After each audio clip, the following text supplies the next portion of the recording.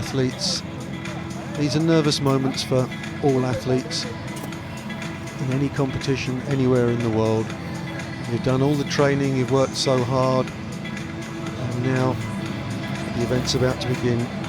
In Kin from Myanmar we were just taking a look at, and actually on Tuesday morning I was flying back from Yangon in Myanmar, and I had the pleasure of flying with the entire Burmese team, and they were a very, very optimistic, cheerful bunch of athletes. Really looking forward to the competition, and it will be extremely competitive. These are the ladies for the F44 long jump competition.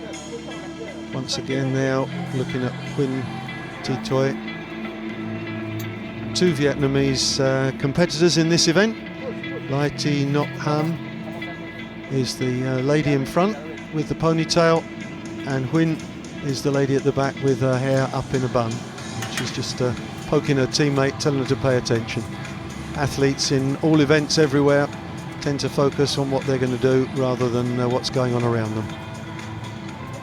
Long jump pit being prepared. And the two long jump events, the category of F20 and F44, will be taking place simultaneously. We had the explanation just now. The F20 category is for the intellectual impairment. And here we have two of the four ladies competing, three of the four ladies competing in the women's F44 long jump. Haven't so far seen Charisma. There she is now, the Indonesian competitor, and they're all beginning to gather in now. And now we're looking at the two groups of athletes together. Nur Sakina with her back to us, 103, come over from Brunei. 189 you can see is Siti Nuriasa.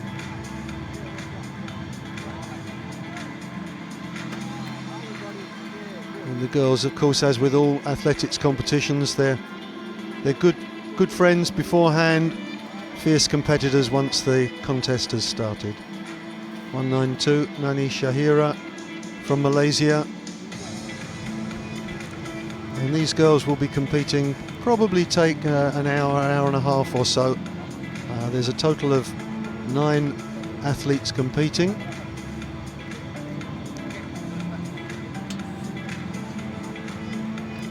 As a general rule, when you're looking at the classification numbers for the athletes, the first number, the first digit, indicates the class of impairment, and then the second digit indicates the degree of impairment within that category. And so a lower number tends to be or is the higher degree of impairment. So when you're looking at those, if you're looking at T11, that's much more serious than T15, for example. Here is the athlete number 192 representing Malaysia. Nani Shahira, competitor just being introduced to the crowd.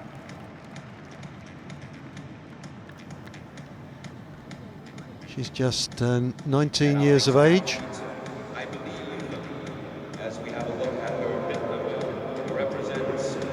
Alongside her, Nur Sakina from Brunei, and she's just 17 years of age.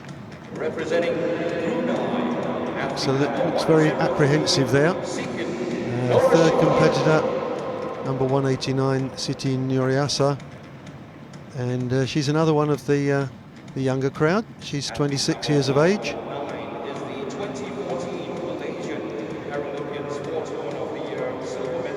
Next competitor here from Indonesia, Rika Octavia, and she's 22.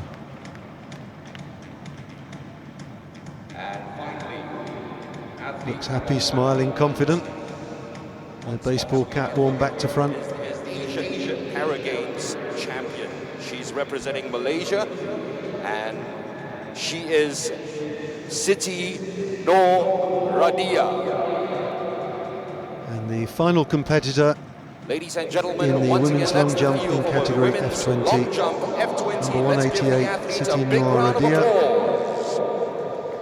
And she's 22 years of age.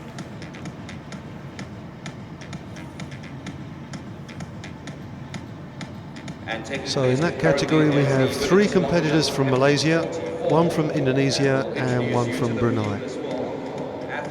This is the F44 category. The first young lady is Laiti Nok An. And athlete number 144 represents Indonesia. She's 23 years of age from Vietnam. Competitor 230, Ingin Kin. Athlete number 340 represents And if I'm Vietnam. not mistaken, she's just 16 years of age from Myanmar. The youngest competitor in the field. And finally, athlete number finally, 339 from Titoi Vietnam. Win. And As you can see, she's a little bit older. I'll draw a discreet veil over her age, but she's a vastly experienced competitor, and it's a great event. It's a great thing that you can get 2 competitors side by side, and Titoi is certainly old enough to be the mother of Ingin Kin alongside, but they're competing in the same competition together and earned the right to be here at the National Stadium in Singapore. So the long jumpers have now been introduced to the crowd, and we will be starting with the long jump event. The track events aren't actually scheduled to start until 9 o'clock, and we're focusing on the long jump there. It's perhaps the most attractive visually, the most explosive of the events, obviously. But meanwhile, there is also the men's javelin throw, and that's in category F44 as well. So again, that's for usually amputees, so it can be disability in one lower limb. That's for the men. Also for the men, there's the shot put. That's category F11 and 12, and F11 and 12 is for those with visual impairment, and the 11 is the most severe, and so effectively those in F11 are blind, and they're taking part in the shot put. So we've got 4 field events taking place this morning. 2 for the women, the 2 long jump events in categories F20 and F44, and 2 for the men, the javelin for F44 and the shot put for F11/12. The first event on the track will be the women's 800 metres, and that's in category T53-54, and that's in the category of the wheelchair athletes. So as the games start, we've got competitors from 10 different countries in the athletics. They are in alphabetical order: Brunei, Cambodia, Indonesia, Laos, Malaysia, Myanmar, Philippines, Singapore, Thailand, and of course Vietnam. And obviously some countries have brought much bigger squads for the athletics events than others. There are a total of 265 athletes competing in the track and field, and we're about to see the first jump from the first competitor.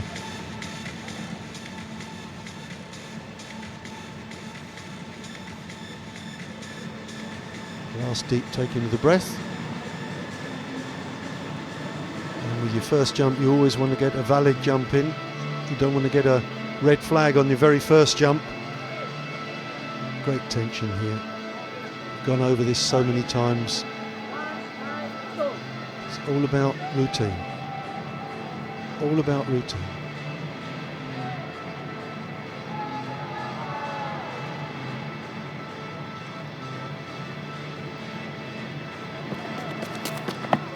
Hit the ball cleanly. No question, that's a legitimate jump.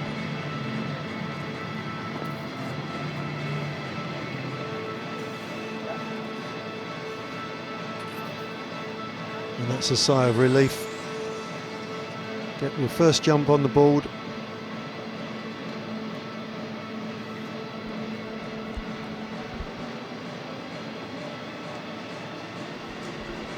Oh, in fact, I'm wrong. I've misread that. It's a red flag on the first jump. So big disappointment there. So no distance recorded. Got a nod of the head, but disappointment there for Nani.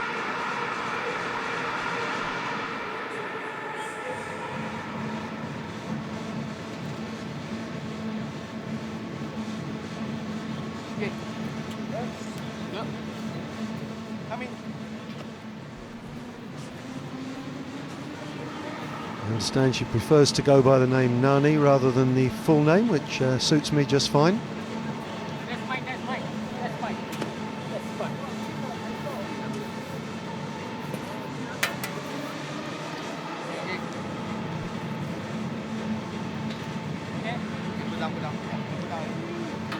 It's probably increased the nervous tension for all of the other competitors.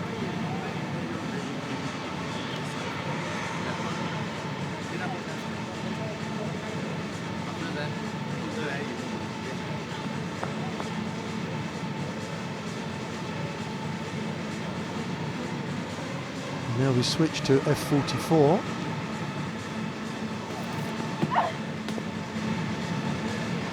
And that was Laiti, not An. You can see she uses one blade. Nervously looks back to see if she's okay on the board.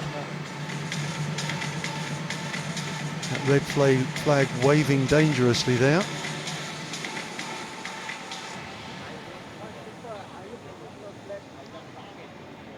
Still looking back a little apprehensively.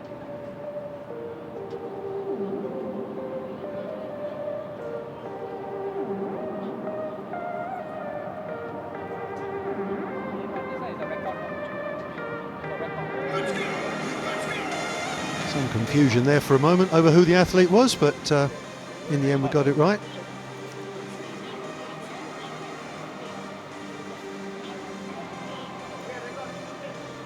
And Huyn Titoy will be the next one to go. Surely she's not suffering nerves.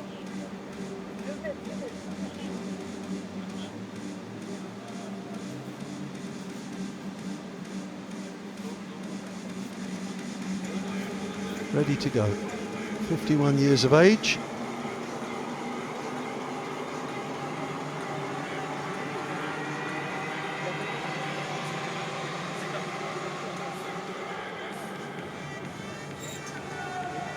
Well, it's a legal jump because they're measuring it. So we're still waiting to see what the distance was for the first jump there.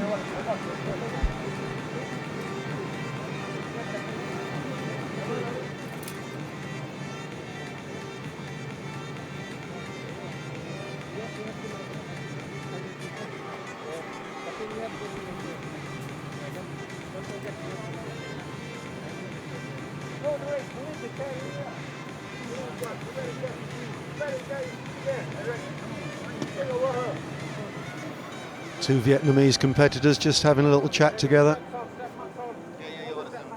Meanwhile, Ingin Kin from Myanmar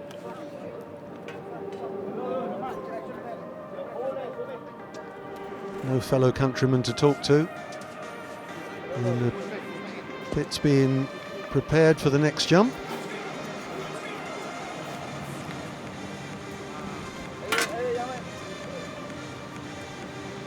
Some of the squads are much bigger than others for the athletics.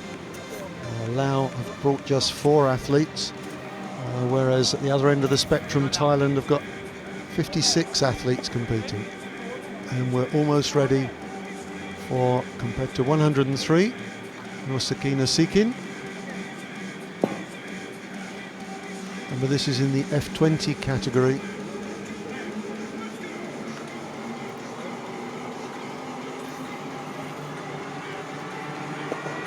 And she's off. Good pace on the run up. And, oh, she stepped back a little bit, which has brought a smile to her face. She knows she shouldn't have done that. Her coach has told her, make sure once you hit the pit, everything must go forward, must rotate forward. Let's see if she's okay on the board. Yep, looks nice and clear there. Uh-oh, didn't put her hand down, didn't quite put the hand down. The left foot went back a little bit, so that knocked something off. If she put the right hand down, it would have reduced the distance considerably. So she's happy with that.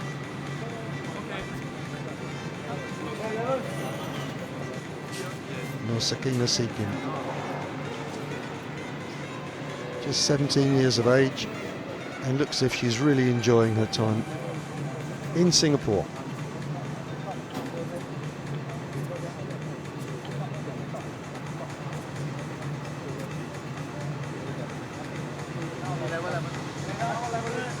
Yin Kin, the athlete from Myanmar, getting herself ready. The red cone's still there, and the officials making sure that the pit is absolutely smooth. That's a lovely smile. Just 16 years of age. Great moment for her, competing this 8th version of the parallel games held in the ASEAN region.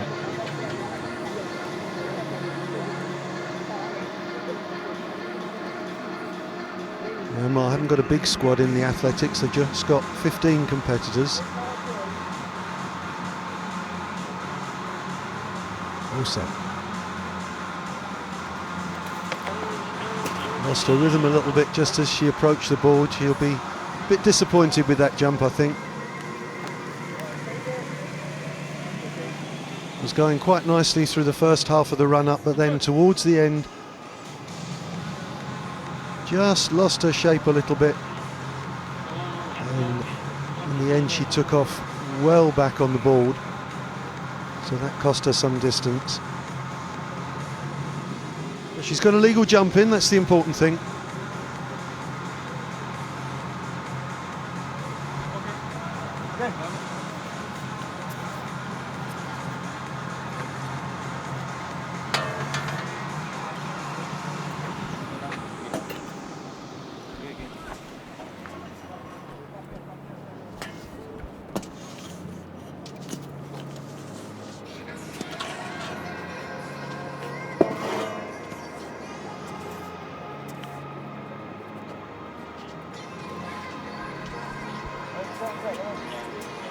Well, we could see in the background there the wheelchair athletes are getting ready for the 800 metres.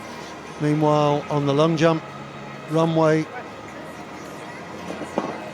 we've got Siti Nuriasa Arifin, and she's one of the Malaysian athletes, and she's in the F20 category.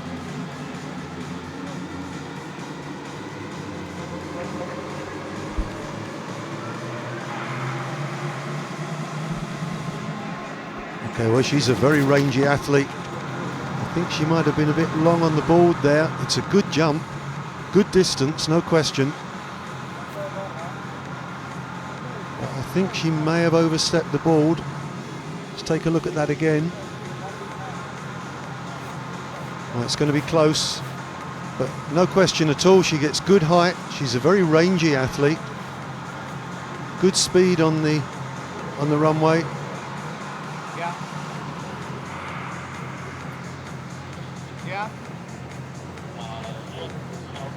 Have to wait and see whether she got the red flag or not.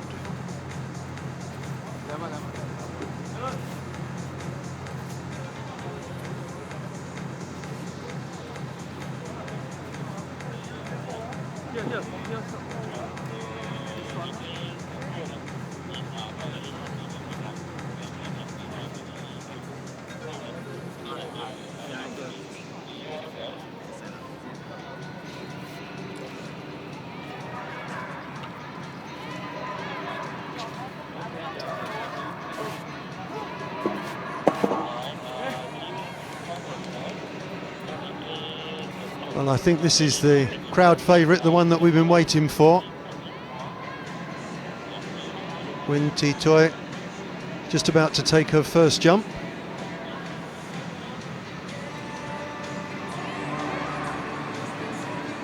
There she goes. Well, no great pace, but she gets good lift. And she looks back. I think she's reasonably happy with that one. And there's the Vietnamese contingent of fans supporting one another. Vietnamese have brought 37 athletes to the track and field. Obviously you can see no great pace, using a good leg to spring from. We see some of the athletes using the blade as their takeoff foot, some using their natural foot. It's quite good lift, even if she's a little bit lacking in pace.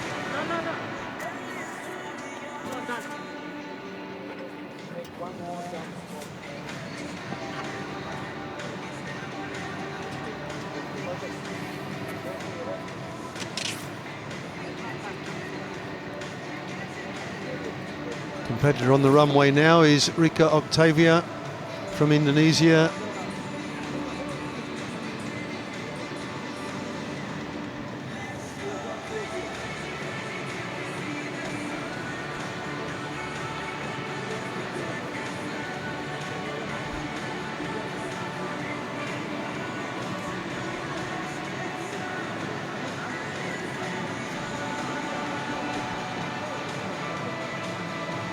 Shaking of the head there. Not quite sure what the nature of the problem is. Clearly a legitimate jump.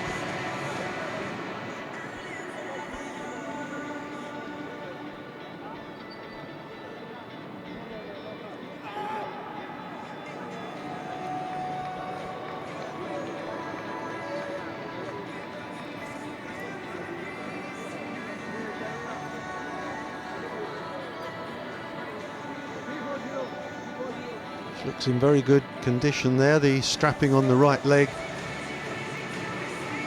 Usually that's just a prophylactic measure these days, just to make sure nothing goes wrong. The days of heavy strapping have long gone. She's got it on both sides of the right leg, so she's got maybe a little bit of a problem in both the hamstring and the quadricep.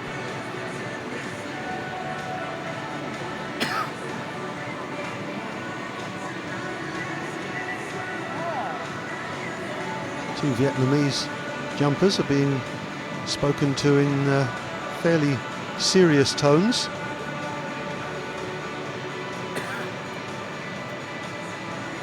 This is very stressful for Rika Octavia. No, she's done with the Javelin.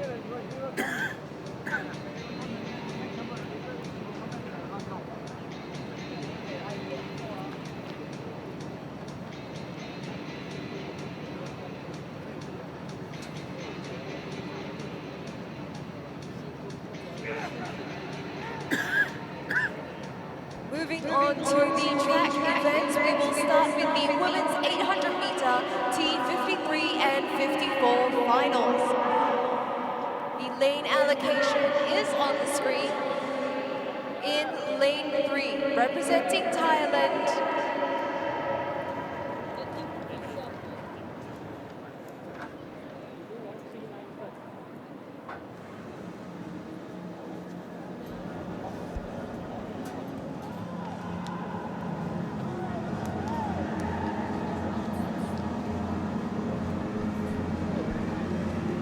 well, the wheelchair athletes are ready to go. That's why there's the pause there.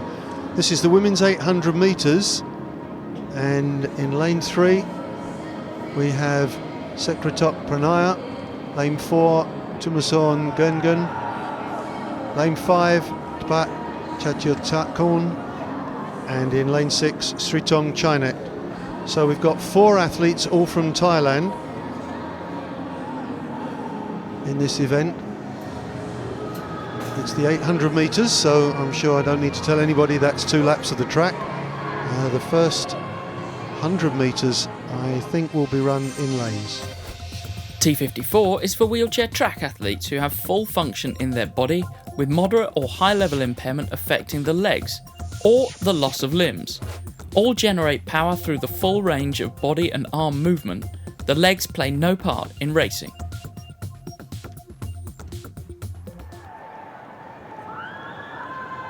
So clarification there of exactly what T54 involves. For the wheelchair athletes, it really depends mainly on how much power they can generate from their upper body. Secretop Pranaya there, who's in lane 5. In lane 4, also representing Thailand, Gerdin Thomason.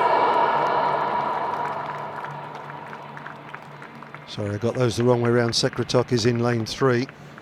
I've been giving them in the wrong sequence. In lane 5, Chatayot Sakon Swat.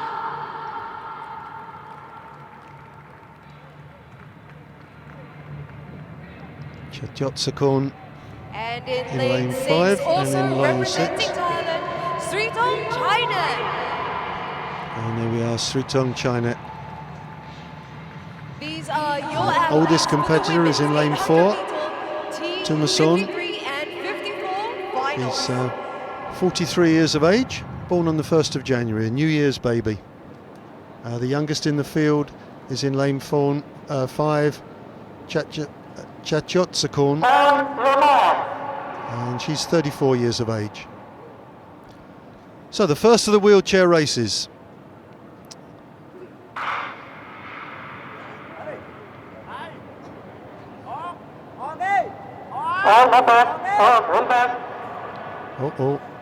Full start.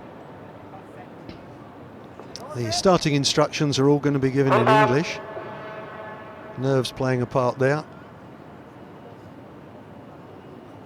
Obviously the front wheel must be behind the line.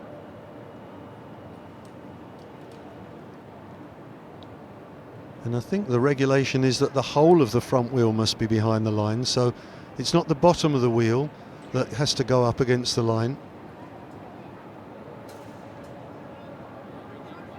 At the moment he seems to have put them a long way back.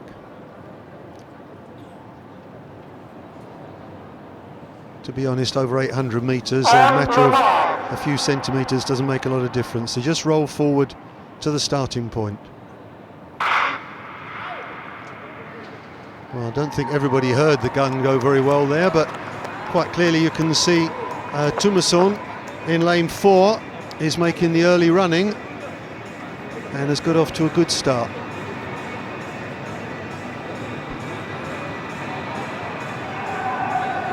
So Tumason is taking the lead and can break for the inside now, but a good late run from Pranaya Secretop, who's come through on the inside. And it has to be said, Secretop seems to have dropped back a little bit now. It's still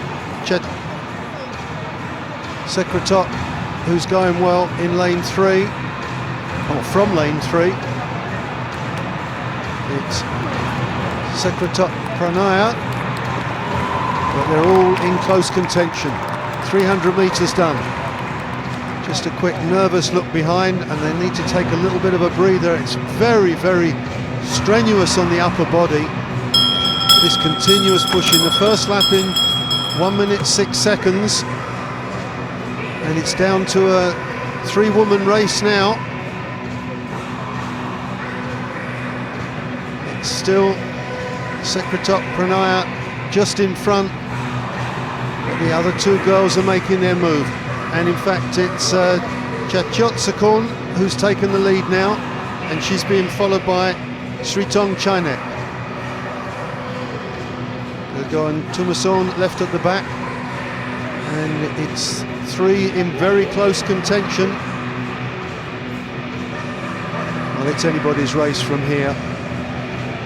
It's just a question of who's got enough left in the tank.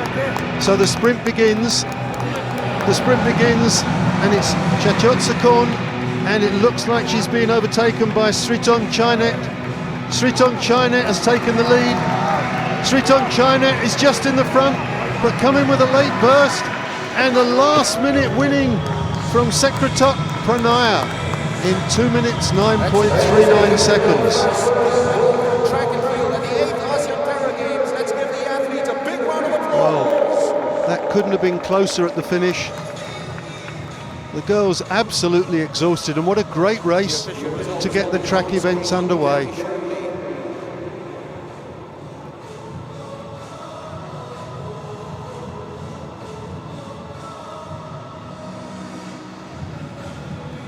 Well, by common consent, it's Sritong Chainet who managed to just get across at the line. So she is from lane number 6, Chainet Sritong of Thailand.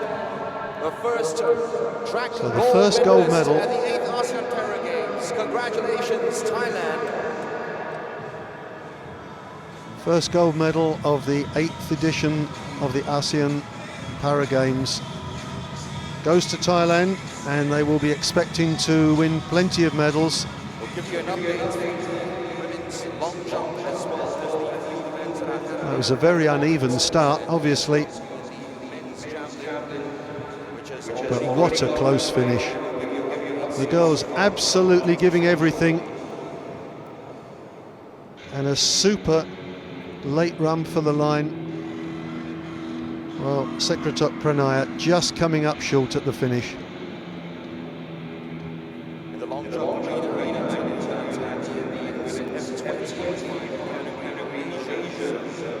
Asian Games champion, City Nora has taken with a distance of 0.988. So at the moment in the women's long jump event, the men's They're still breathing very heavily there after a tremendous expenditure of effort. Over 2 minutes, almost solidly using the upper body strength.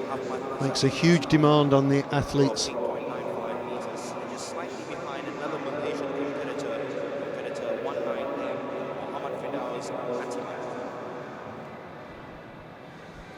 So that's the first of the track events, and that's the women's 800 metres. And that will be followed in short order, as you can see there, by the men's 800 metres final.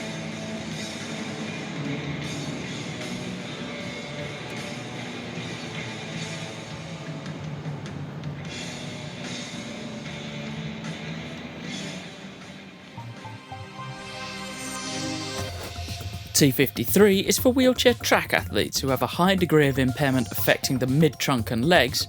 Some also have low level of impairment affecting the arms. These athletes generate power solely from the arms and shoulders.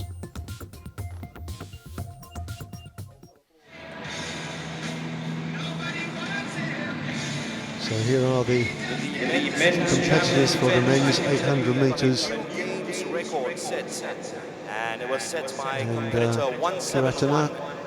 from Thailand, of Indonesia. Tong Ho Luk Congratulations, a new from games Vietnam. record for him, The others are Hun Seon from 51.18. Cambodia, Lai So Pak from he's at the Singapore, lead with Lai that new Pak games record, Lok, and he's that's followed Jack very Lai closely from by Singapore, Saw Intersen Mue Sopa of from Myanmar Thailand, in second Krunget spot, Pichet and in from third Thailand, spot for the moment Peo is Pongsakorn Sortan, from also Thailand, of Myanmar, but and that the completes first games the record has fallen 7-man here field. at the track and field events this morning. So the first of the Singapore athletes taking part in this, Jack Lai. And Jack is, if I'm not mistaken, I think Jack might be the oldest competitor we're going to be seeing today. Ladies and gentlemen, our He's, second track 58 event years of of the age. day is the men's 800 meter T52 and 53 finals. In lane 1, representing Thailand, Pichaya Kuratasasiri.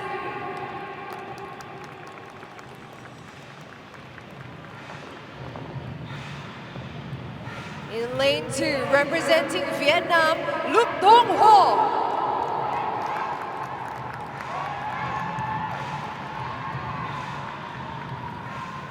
Representing Thailand in lane 3, Pichet Krunge.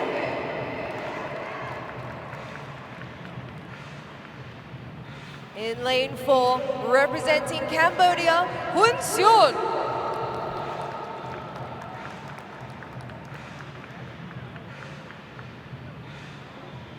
In lane 5, representing Thailand, Intersen Sopa.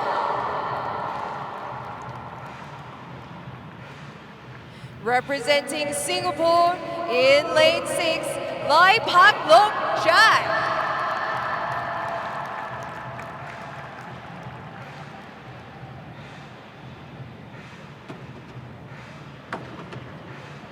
And in lane 7, representing Thailand, Peyo Pongsakorn.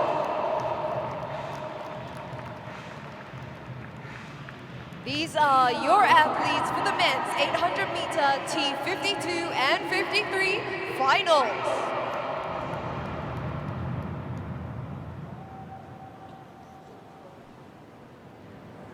Well, a big field here. You heard the stadium announcer introducing everyone. Ages range from 19 for Peyo Pongsakorn up to 58-year-old Jack Lai. But they're all athletes, they're all competing with one another.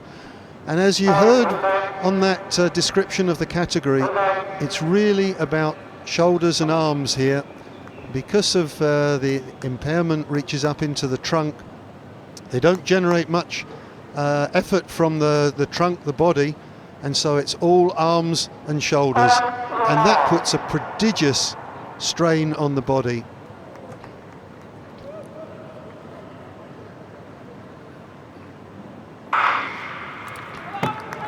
Well, they're off, and you can see Jack Lai struggling to get going. He's a big man, and he's dropped to the back, and at the moment in the outside lane we've got Peyo Pongsakorn, the youngster, making the headway, and they will cut across after 100 metres. It's like the old style 800 metres in Olympic Games, where you do the first 100 in lanes and then can cut in. And Pongsakorn really is setting a tremendous pace, generating huge amounts of energy from his arms and shoulders. This is a great outing from the youngster, and it's already down to essentially 3 competitors. Second place is Intasan Sopa, and in third is Krungek Pichek. So it's looking like a tight 1, 2, 3. And really, Peyo Pongsakorn is absolutely destroying the field. If he keeps this up, he's going to win it handsomely. You can see he's beginning to struggle a little. He's taking a few short breaks. You can see he's tiring fast, but he's got a big lead. He must be about 15 to 20 metres ahead. So Peyo Pongsakorn, the 19-year-old from Thailand, led pretty much from the gun. He's into the last 100 metres. No one's going to catch him now. Peyo Pongsakorn comes away with a great outing in the men's 800 metres T53 category. And he's going to cross the line 1:41.36. A superb outing from the Thai athlete. Peyo Pongsakorn, the clear winner. And he looks absolutely exhausted now, but he's earned that gold medal. A superb effort from a fine young athlete, followed home by 2 of his compatriots, and the last of the field coming home. Well, a superb race from Pongsakorn. Nobody got close to catching him. Well, athletics is very much a young man's event, and this fella was outstanding there. Got off to a good quick start. Intasen Sopa alongside him there. Well, a wry smile. He knows that he was never in with a shout. There's number 6, Jack Lai. Well, he found it hard going there.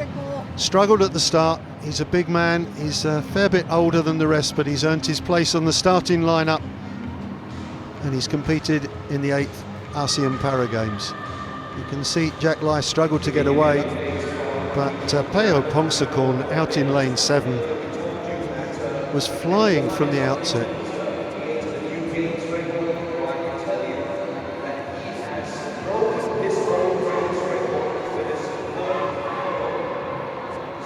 This was the end of the first lap.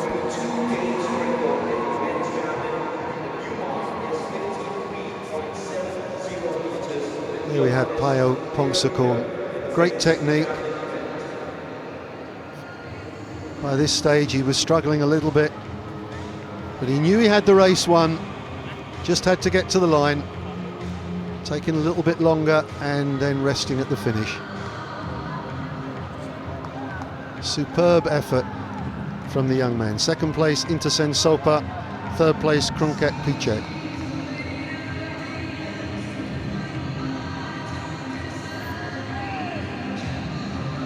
So the first of the men's gold medals has gone to Pheo Pongsakorn. So both of the gold medals this morning have gone to Thai athletes, and of course Thailand will be hoping that they can continue with that kind of form throughout the tournament. They've sent a big squad, 56 track and field athletes, and 2 of them have picked up gold already. In fact, Thailand have won 2 golds, 2 silvers, 2 bronze so far.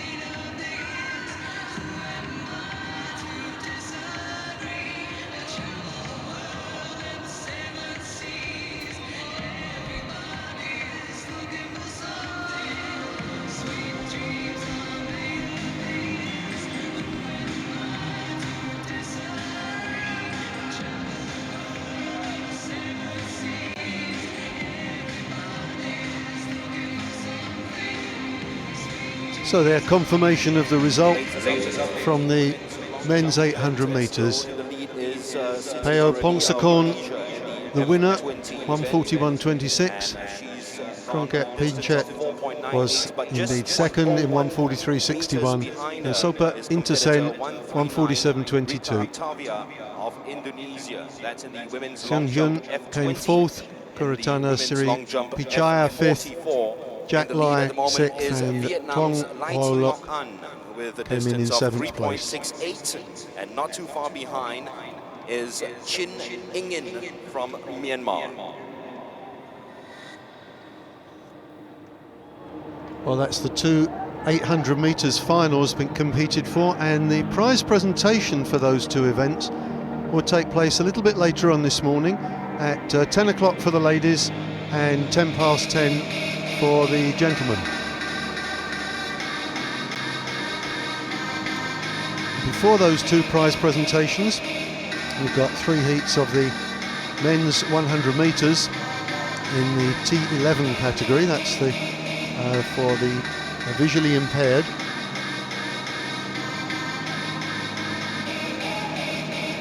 And as we said earlier, the fact that it's 11, the number 1 indicates that it's visual impairment is the category, and the second number 1, the second digit, indicates it's the most severe. And so these are people with, I think, maximum they can see is only 25 centimetres, something like that.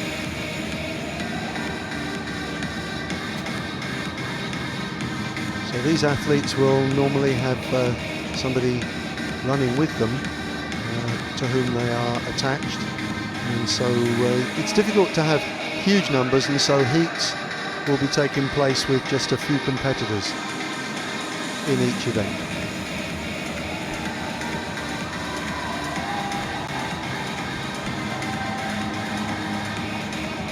Well, meanwhile, of course, the long jump competition is continuing.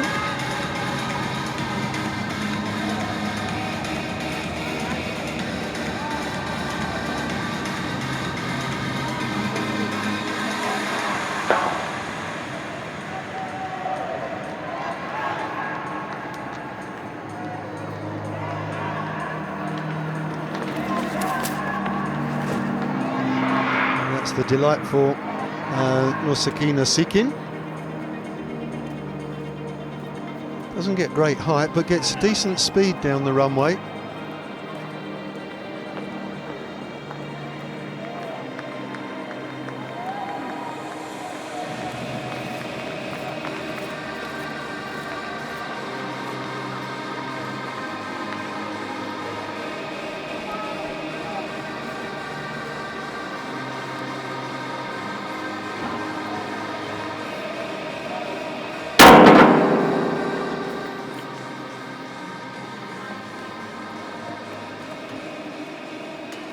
And just see in the background there the tape measure being used for the men's javelin.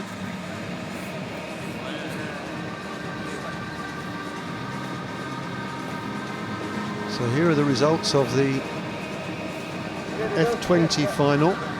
First place, Ismail Siti Nur Radia.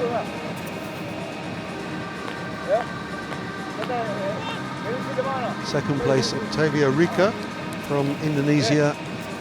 Third place, Siti Nuriyasaya.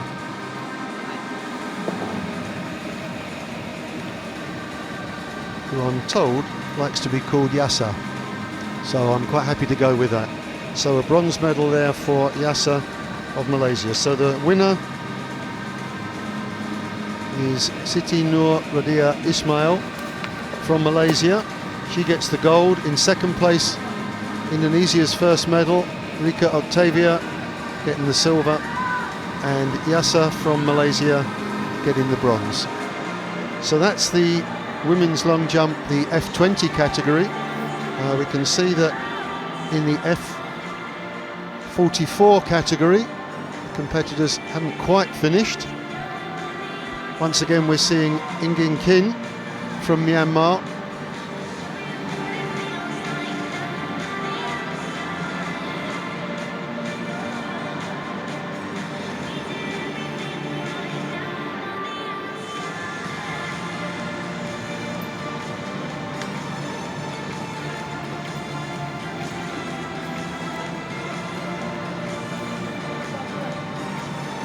Well, you see the shot put event still going on. I guess we jumped to the gun a little earlier on. They finished 3 rounds. This is the 4th round. And the competitor who just had that throw, competitor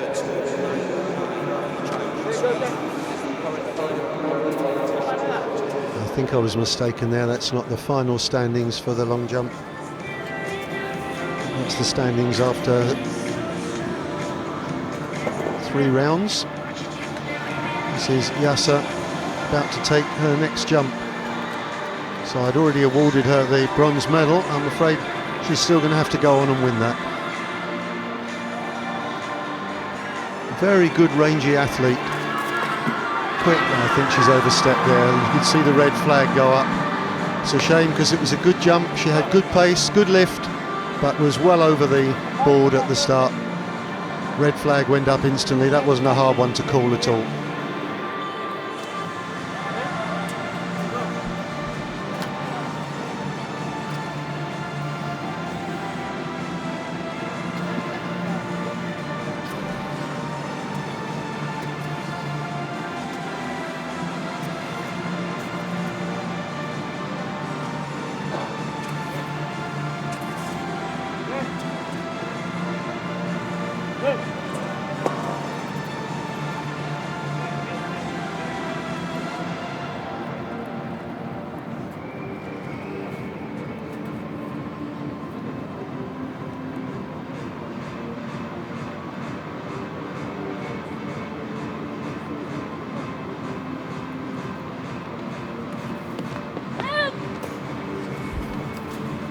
Oh, I'm afraid she got it entirely wrong there at the finish. Things not going terribly well at the moment for Win Thi Toi. So important on the long jump to get the right rhythm so that you arrive in the right stride. And this is the situation at the moment. Secretop Pranaya in first place. This is the result of the 800 metres final. Secretop Pranaya first place, 2:09.29, and that's a great effort. And here we just see the three Thai competitors heading for the line. You just could not get a closer finish than this, and it looked for all the world that she was going to hold on, but in the end it was Secretop who just managed to get across the line first in a dramatic finish. Just Sritong Chainet and Secretop Pranaya racing all the way to the line now.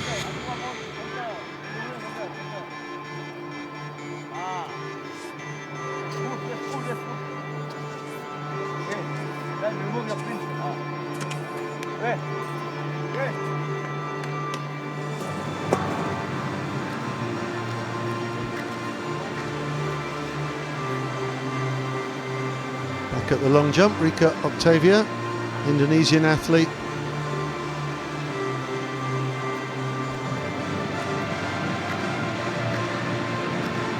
Currently lying in second place.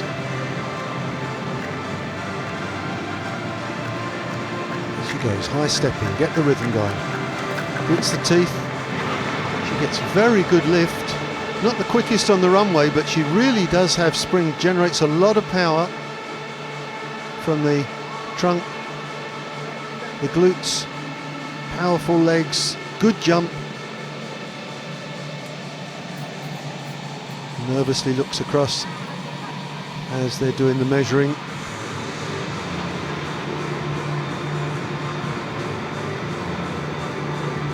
Take a look at that run again. It's tremendous height. And she throws her body forward as she lands, so doesn't lose anything by putting a hand back or stepping backwards. Her coach will be pleased with that, pleased with the height. Springy on the runway rather than quick. It's a question of converting horizontal energy into vertical energy. Now 188. This is Radia from Malaysia. Was in first place. Again, a good rangy athlete. I understand she likes to be called Radia, so I'm quite happy to go with that.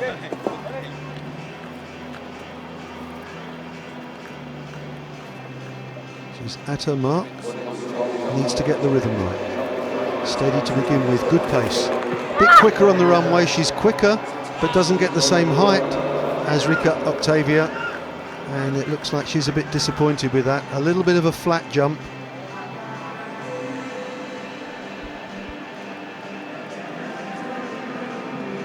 Going over it in her mind, what I should have done differently. Rhythm, rhythm, rhythm. Really good pace on the runway. Good on the board, but just a little bit flat, a shake of the head. Needed to get more height on the jump.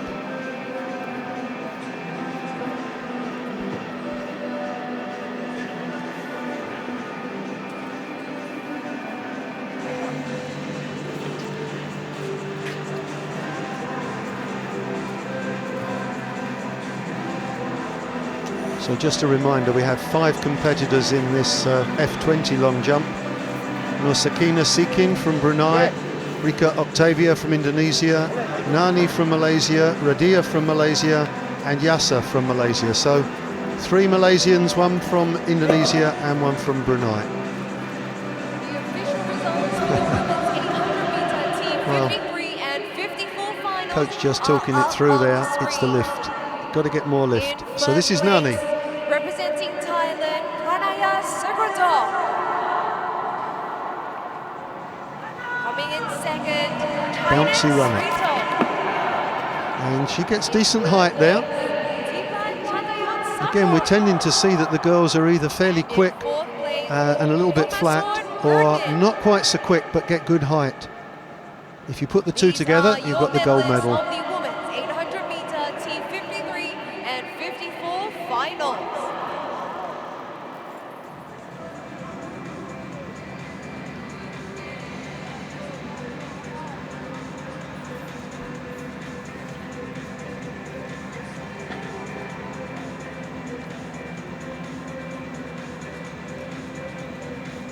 A reminder also that there are two separate long jump competitions taking place at the same time in the same pit.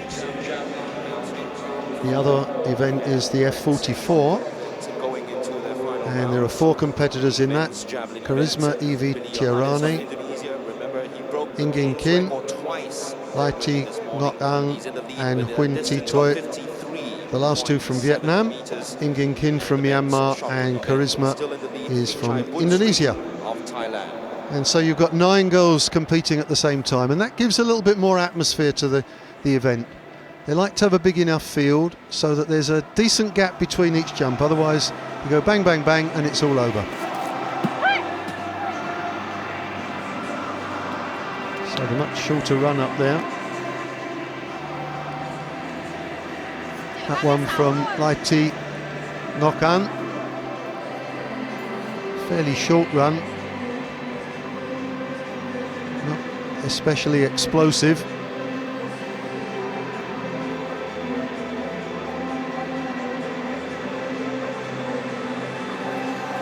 This F44 competition is for amputees.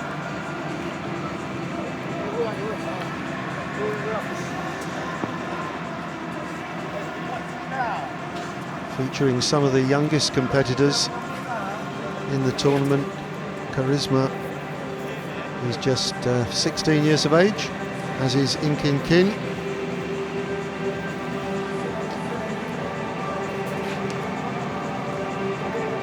And we'll shortly be bringing you the first of the men's 100 metres heats from the T11 category.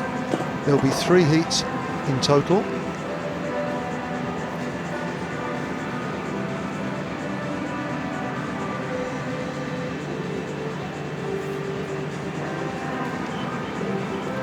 And those are scheduled to take place starting at 9:30. Our next track event is the men's 100 meter T11 Heat 1.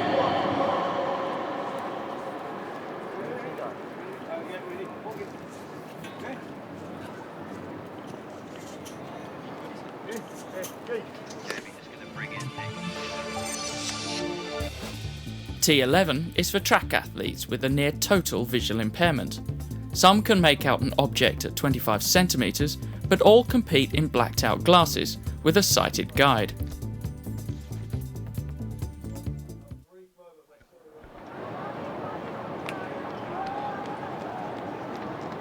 So here we are for the men's 100 metres, Heat 1.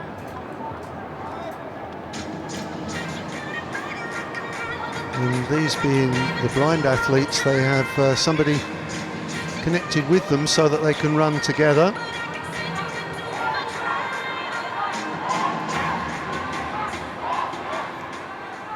And the athletes in the first heat, we've got Kitsana Jorchoi from Thailand. He goes in lane 1, and they space them out, a lane in between, to give a little bit more room, as there's 8 athletes on the track simultaneously. Sunoto from Indonesia will be in lane 3. And outside of those, Teptida Ken from Laos, our first look at one of the Laotian athletes. And then out in lane 7, we've got the Vietnamese athlete Tran Man Tung. So we can see there Sunoto just settling down. In lane 5 we've got Teptida Ken from Laos.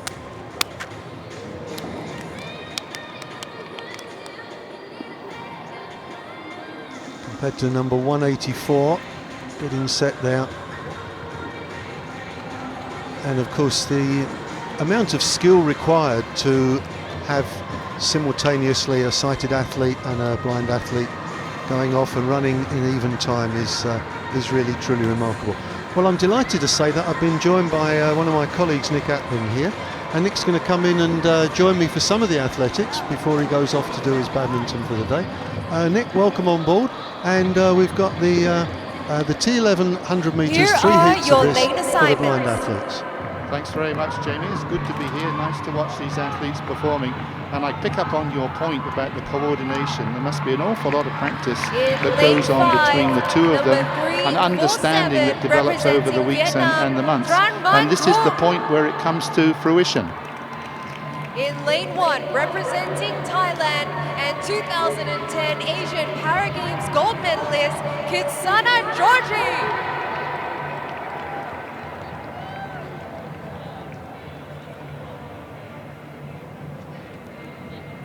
In lane 3, representing Indonesia, Sunoto.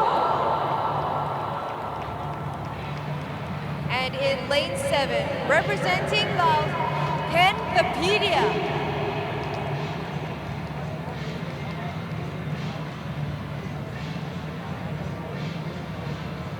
Well, there is Ken Thapedia These are out in your lane 7. athletes. Lane 5, Tran Man Tung from Vietnam.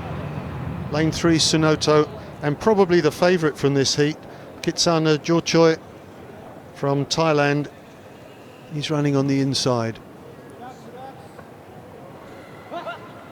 As always, extremely nervous moments just before the start, especially for the 100 metres, Nick. It can all go wrong in the first second, yes? Well, that's right. It's the quickest of the races. Anything could happen. I wonder how used to this particular track they are, although of course they're all experienced, they know about the feel of the track and so on. But if you're a little bit too nervous, this is a big day, the Para Games is on, if you're just that little bit nervous and you mess up on the start, then it makes life very difficult. Well, certainly the two runners in the outside lanes very young. In lane 5, Tran Man Tung is only 20 years of age, and the runner from Laos in lane 7, Ken Thapedia, was only 16 last week. He's a real novice at this, but great experience for him. What a birthday present coming to Singapore for the Para Games. Absolutely. And you'll notice that the athletes have to wear a blindfold as well. This is because the classification is completely blind, no vision at all. And sometimes they have just a little bit of peripheral vision, and so they have to wear the blindfold to ensure a fair playing field. And that's a nice moment, a little shake of hands. Ken Thapedia with his guide. Must be such a level of trust between the two of them as well. I don't think I'd like to run with you, Nick, holding my hand like that. I wouldn't offer it anyway. No, but I mean, these guys, they have an understanding. I just hope that they don't have to wait too long, because the tension must clearly be building up. They'll be talking, chatting to each other, I guess, keeping their aspirations very high.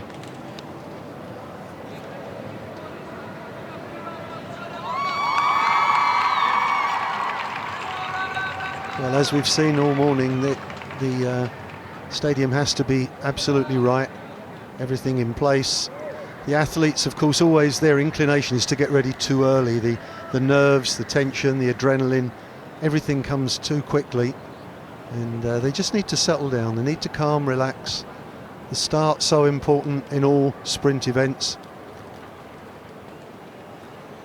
And obviously this is by far the most experienced of the athletes. He's in his prime, Kitsana Georgie, 29 years of age. It's probably his moment. I fancy he's going to be the winner here, but in athletics there's no givens. So just a reminder of the lineup. Lane 1, Kitsana Georgie. Lane 3, Sunoto from Indonesia. Lane 5, Tran Man Tung from Vietnam. And in lane 7, Ken Thapedia from Laos.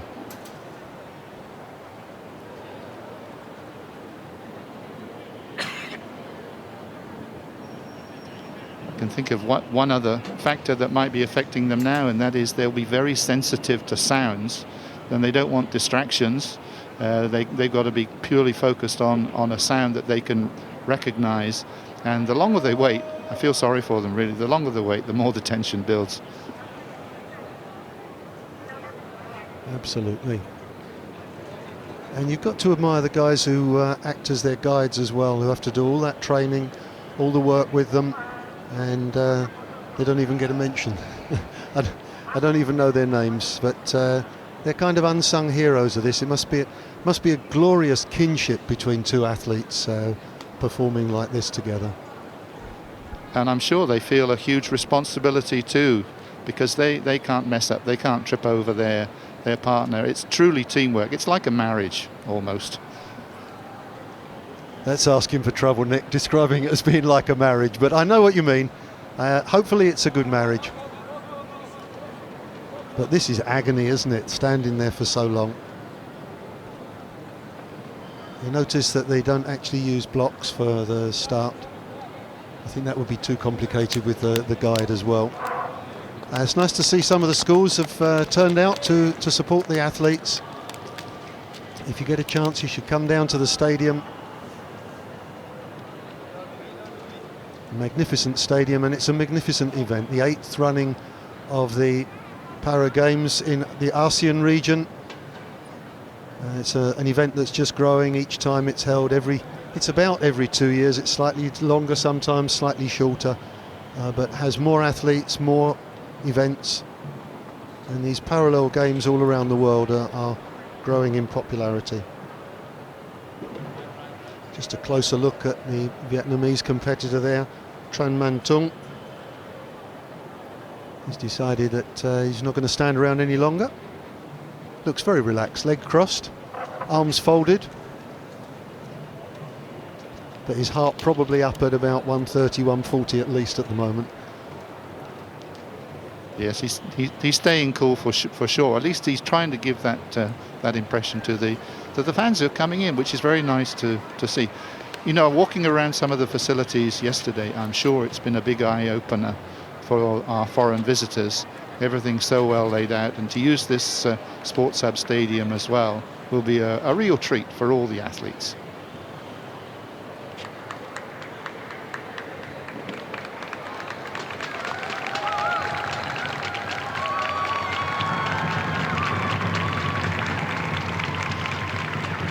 Well, still they wait for the start of heat number 1. Of course, we suspect that heats 2 and 3 won't have such a gap in between.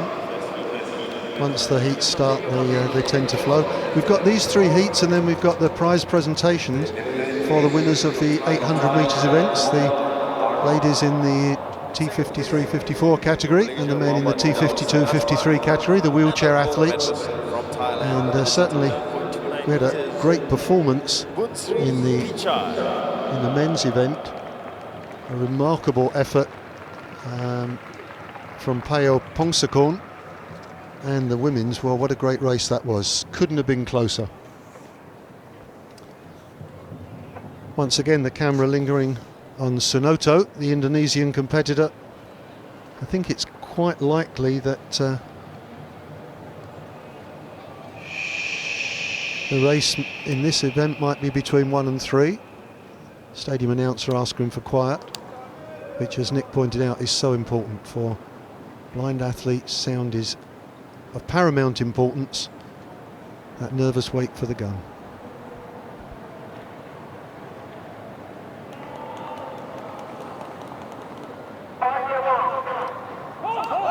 Finally, the agony of waiting is over.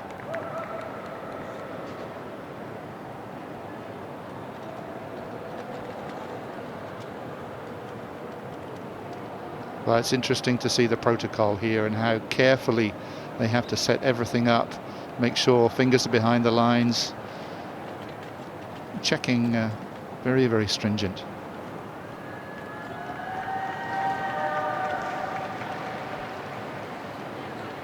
I think for all of us, Nick, the thought of running at full tilt without being able to see where you're going is a terrifying prospect. But these guys are all set to go. Lane 1, Kitsana. Lane 3, Sunoto. Lane 5, Tran. Lane 7, Ken Teptida. And off they go. And indeed it is lane 1 that's going. Kitsana, Jorchoy is off to a good start, but Sunoto coming strong in lane 3. And it's a good race between Kitsana and Sunoto. and it's just held on the line.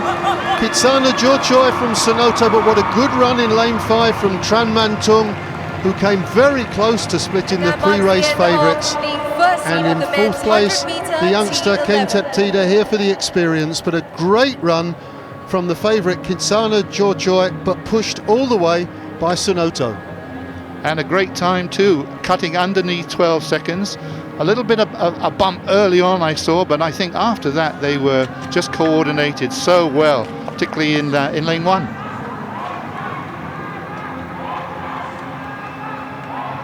Well, all the waiting is over, and Kitsana Jorchoi, he'd be pleased with finishing first in the race, but Sonoto, a doughty competitor as well, pushed him all the way.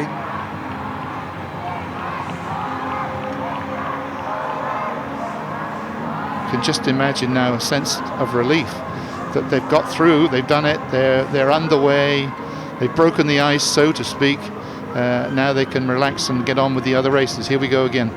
Here we go again, and the pickup very good. There's some disorganisation from the Lao runner. In fact, they've lost contact, haven't they? There, the string came off, so everything went wrong for poor Ken Teptida. He was actually running without an assistant for a while there, but it was a tremendous effort, and so that's the first of the heats, and already we've got the competitors for Heat 2 getting themselves in place. Again, we've got 4 athletes, another one from Laos, our first Filipino athlete for today, and one from Thailand, one from Vietnam.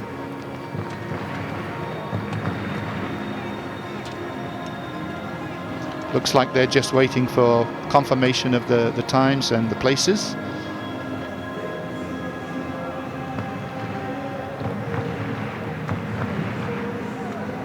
Those bands that they hold there, Nick, it looks like it's tied to one wrist and the other one is just holding on, so you lose touch of that, and that can be a disaster.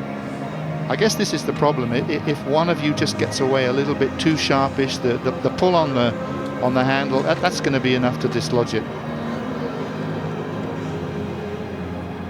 I always think with the 100 metres anyway, there's so much that can go wrong. You think back to Usain Bolt being false started out of the final a few years ago, and everything else, delayed start. But then you add in the fact that they're blind or partially sighted as well.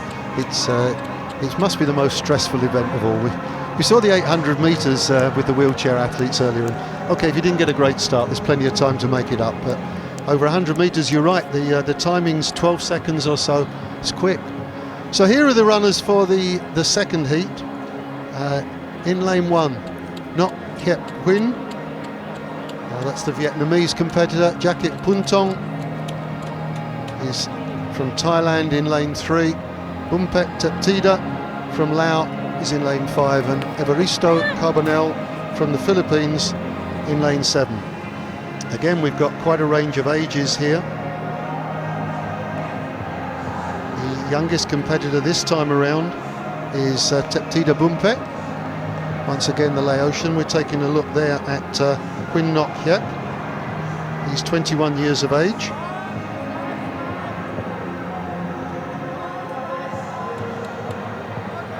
The oldest competitor is Evaristo from the Philippines. Clocks in at 41 years of age.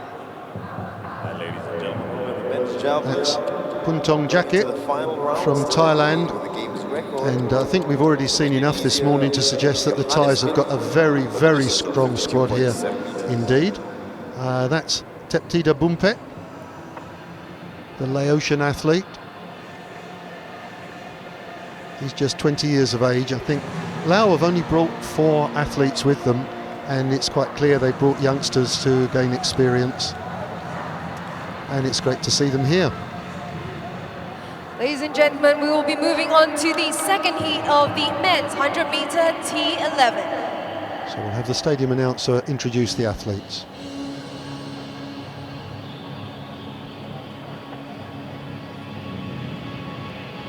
In lane 1, representing Vietnam, Nhung Nok Hiep.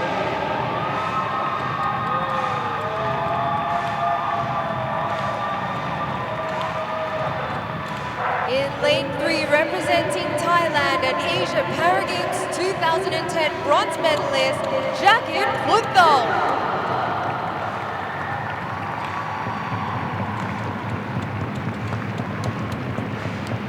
In lane 5, representing Laos, Vipitya Bunpon. And in lane 7, representing the Philippines, Carbonel Evistro.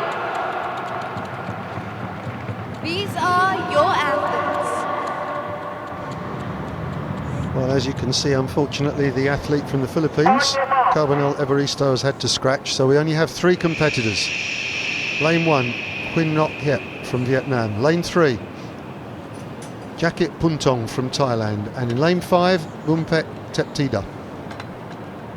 And I think we're probably looking at the favourite being the Thai athlete, Jacket Puntong. Very experienced, 33 years of age. As you could hear from the announcer, a medalist last time around. Lane 1, Quinn Ngoc Hiep, just 21 years of age, so fairly inexperienced. There they are, holding that tight. The guide having to fold the knuckles over to hold it in there. And they're off. And it's a nice clean break and a great run from Quinn in lane 1. And Winsoff got to a great start, but Jacket's coming back strongly now. Jacket's coming back strongly, and he's just going to take it on the line from Quinn. And a good run from Teptida Bumpet as well in 3rd place. A very tight race indeed. Yeah, excellent race. Just over 12 seconds the winning time there. And I'm just a thought crossed my mind that we talked about sound being important. For the runner in lane 5, there was nobody on his outside. And presumably they told him there was going to be no runner there. I just wonder if that's a disruption. I mean, you've got your guide, but nobody on your outside. Well, it's a good point. They're responding. And as we watch this going down, if you look in lane 3, you can see that the Indonesian athletes, he's talking to him there on the way down. You can say he was exchanging information with him as he goes, and telling him where he is in the race, because of course athletes do respond to where they are positionally as a race evolves. And a terrific race there, and that's a lovely picture. That's one that you'd send to your friends. Oh, that's right. Put it on the Facebook straight away. I think he's delighted. He really helped out his mate there. They got together. There's a little bit of a gap. Seemed to be developing halfway along, but as you say, he was talking to him and telling him exactly what to do. Well, the first 2 competitors credited with exactly the same time, 12.0. Outside the games record. We saw the games record earlier. And this was from the first heat, sorry. That was Jochoi Kitsana and Sunoto. So confirmation there. And this is the 3rd of the heats, the 3rd and final heat.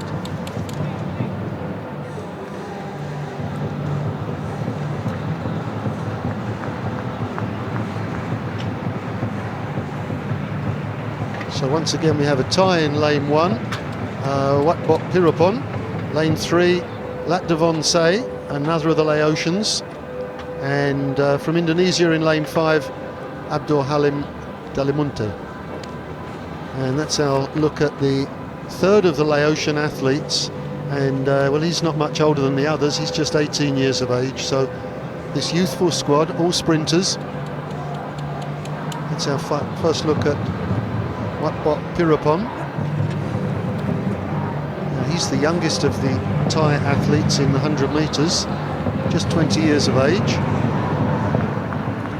Abdul Halim Dalimunte from Indonesia is the 3rd of the competitors. He'll be 31 later on this month. We talk about the trust that clearly develops between the guide and the runner. I guess the guide has really got to be very strong. He's got to talk. He's got his instructions have got to be very, very clear. But you hope that sometimes he doesn't have to pull his partner back into the lane. If that's going to happen, you're clearly going to lose a little bit of time. So much hinges on this close coordination, cooperation between the two of them.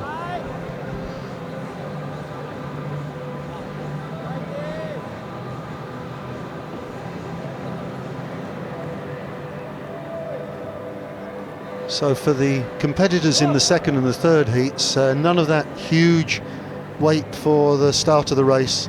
They're able to get themselves in position, do the last of their warm-ups, get ready, go to their marks and get the race underway. I think they've had a bit of an advantage there.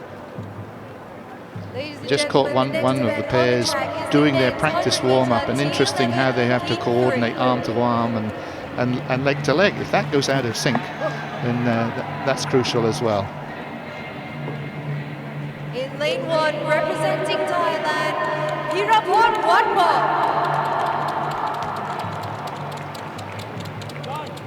In lane 3, representing Laos, Chai Labdadol.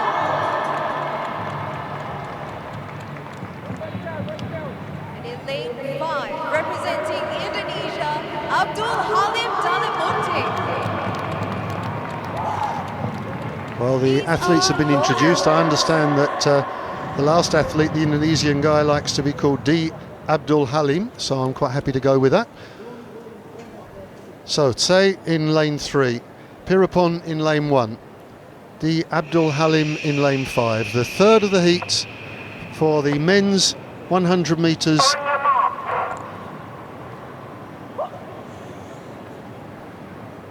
Once again, the careful preparation. As Nick mentioned previously, the sighted guide has to help his runner get the hands in the right place, get the feet exactly right. Make sure you're pointing in exactly the right direction. You'll be a couple of degrees off, you're heading the wrong way. But they'll have gone through this time after time after time. I think you're absolutely right, Jamie. They've clearly rehearsed and rehearsed. They've got a great understanding from practice at home. The difference here, of course, is it's the ultimate competitive situation for them. Everything has got to be right. And when the adrenaline flows, you don't do things exactly the same as you do on the training ground. So here we are. Oh, everything not ready. So if the starter's not happy, everybody has to step back and go through the whole procedure again. I missed it the first time, but interesting how they almost interlock fingers behind the line. It's like there's a tactile element there to trigger things off. We'll have a closer look again and see if I'm right. Well, presumably the response to the gun, if the hands are moving, then they'll both move at the same time.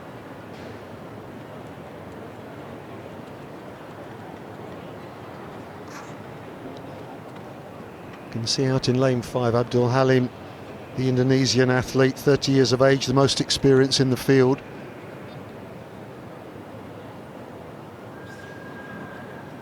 And obviously with 8 athletes running simultaneously, the maximum you can have effectively is just 4 in a heat. So 4, 4 and 3, and we're ready to go.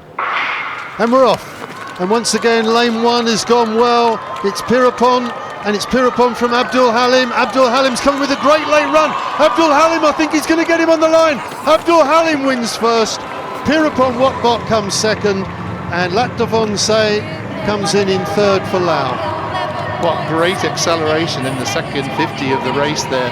For a while I thought that, he's gone, but he's well past him at the end, and I think they've ducked down to 12 seconds as well. Well, I think perhaps the most impressive performance we've seen this morning in the 100 metres.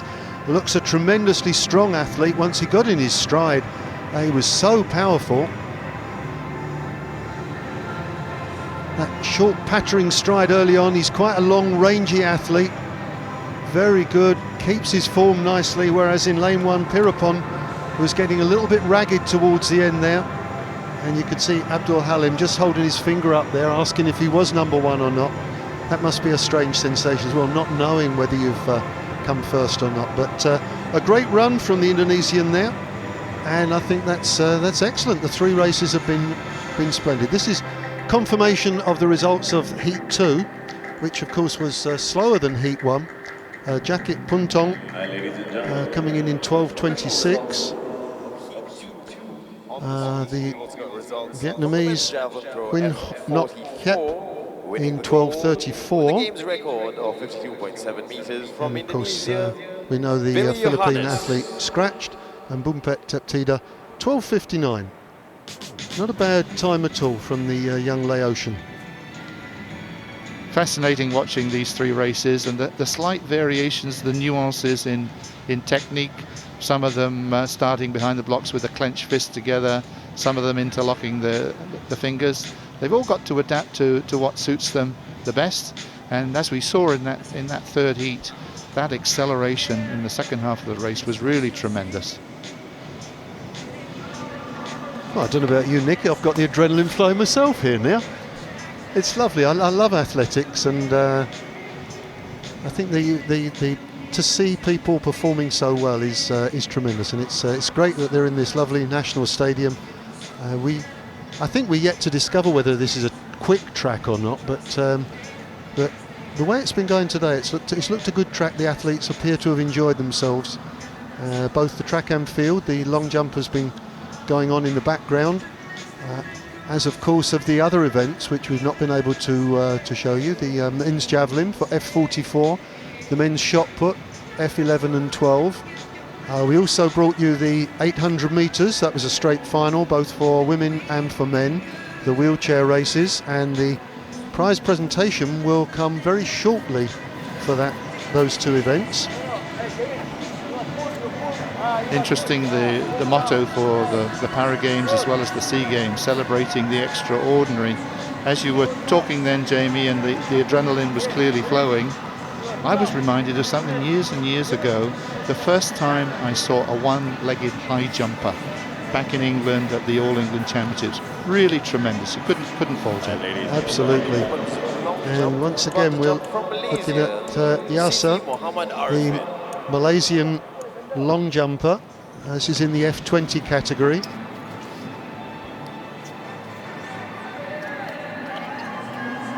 Siti Yasa Arifin, to give her a full name, but she likes to be called Yasa.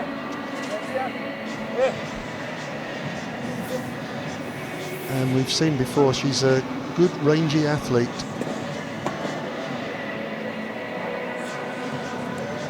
Nick, I think you've only just joined me for after we watched the last of the long jumpers. This one's a tremendous athlete. Well, she got good style on the run up there, certainly.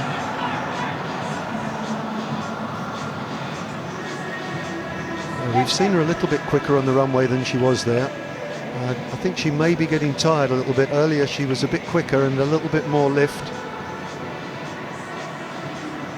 Yes, it's sort of transferring the horizontal momentum into vertical momentum. That's the secret. And we have tended to see this morning that the long jumpers tend to either be quick or springy, and the ones who manage to get both of those and converting the horizontal energy into vertical, they're the ones who do well. But it's been a very enjoyable competition. 9 girls competing in total, but spread across 2 different classes of athlete. 5 in the F20 and 4 in the F44, and a wonderful range of ages as well.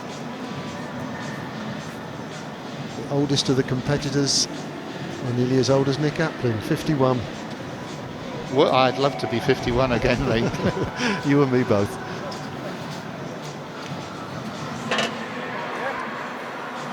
So once again they're preparing the pit, and in fact right on cue we actually have the oldest athlete in the long jump. We've got Nguyen Thi Toi from Vietnam, fairly short run up. She's looking a little bit tired. Oh, she put everything into that one. Last jump I saw her make, she didn't really go for it, but that one was a big effort on her part. I didn't see whether the white flag or the red flag went up, but she was certainly very, very determined. Well, I think the red flag probably went up. Yeah, looked like the red flag, didn't it? Went up straight away, that right foot just overstepping the board. I think she looks a little bit disgruntled, but you know, coming to the end of the competition, still excellent excellent response. Yeah, she's not looked in the best of spirits this morning. I think it's not gone quite the way she had planned. The 4 competitors in this event: Karisma Ivitiarani from Indonesia, Ingin Kin from Myanmar, Laiti Nok An, the young Vietnamese, and Huyn Thi Toi, who we've just seen competing.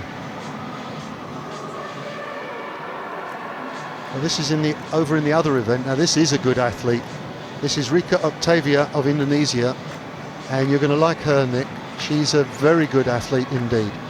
Probably could do with a little bit more height off the board, but she's got great pace. And pretty good technique as well, I thought. Yeah, that's another good jump. We've seen her consistently do that, and she looks like she's trained very hard, prepared very well for this, and is in very good physical shape. Struck me good rhythm and poise on the run up, not overdoing it, not having to stretch. Everything seemed to fit in very, very nicely together. Very smooth indeed, and contrary to what I said, she got very good elevation off the board there. She must have heard you, Jamie. Well, there are the 2 Vietnamese, and that's the young Laiti Nok An and the motherly figure of Huyn Thi Toi. They're both representing their country. And both smiling too. Of course. Of course. We've all been to Vietnam, and everybody smiles all the time. What a beautiful country. They're very happy with the way things have gone. She looks as though she's celebrating, really. We've got some more to go, though. Okay, number 188, Radia, also from Malaysia. And she's a very good jumper as well, Nick. Well, the hang was there, but it just went a little bit on the low side. Yes, as we saw earlier in the day, quick enough on the runway, but a little bit flat when you compared her to Rika Octavia, who was getting so much higher. Here she goes. Good on the board.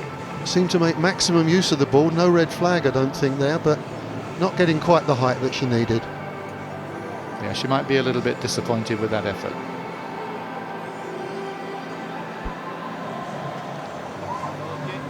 I think Huyn Thi Toi's got over her disappointment now. She's laughing and joking with everybody. Here's a look at Ingin Kin, the Myanmar athlete, number 230. Handshakes all round. That's what it's all about. Compete like mad, but we're all friends afterwards, as good sport should always be. I wonder how many of these athletes get to compete in other events as well. Vietnam, Nguyen Thi Thuy. In second place, from Myanmar, Ingin Chin. And in first place, from Vietnam, Laiti Nok An. Well, with the stadium announcer has just announced the outcome of the long jump. We'll return to that in a moment. This was Heat 3. And confirmation that Abdul Halim, 11.82, I think that's the quickest time of the morning, and a very good run. Pirapon Watbok will be a little bit disappointed to be second best, but a decent time from him. So we did hear the stadium announcer say in the final of the long jump. From Indonesia, Octavia Rika. We're just getting the outcome of the F20, so we'll keep quiet for that.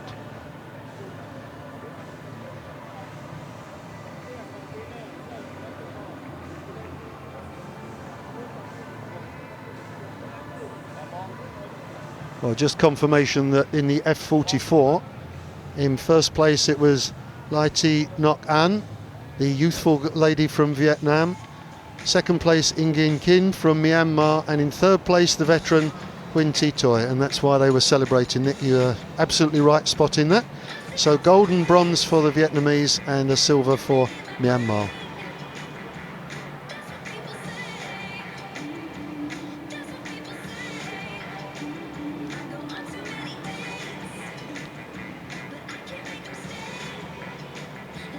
Well, this is confirmation of the F20 final, and Octavia Rika from Indonesia winning it.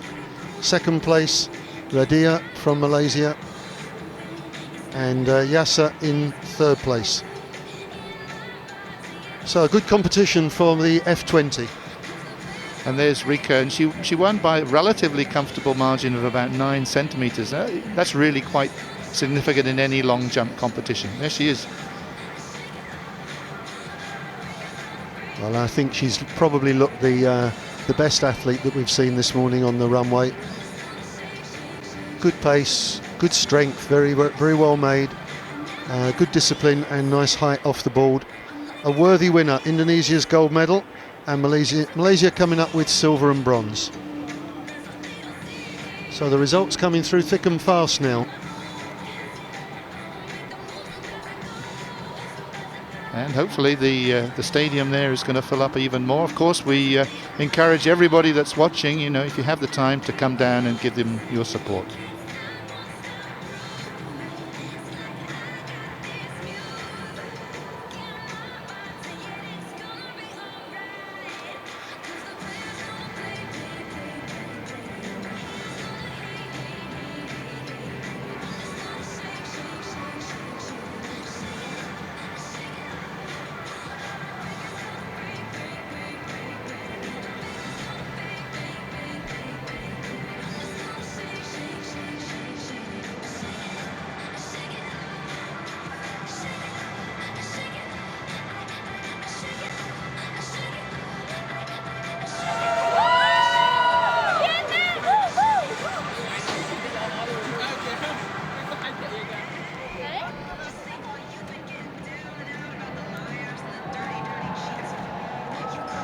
Well, everybody beginning to enjoy themselves in the stadium. The Singaporean contingent spotting themselves on the big screen. The Vietnamese here in numbers, celebrating medals.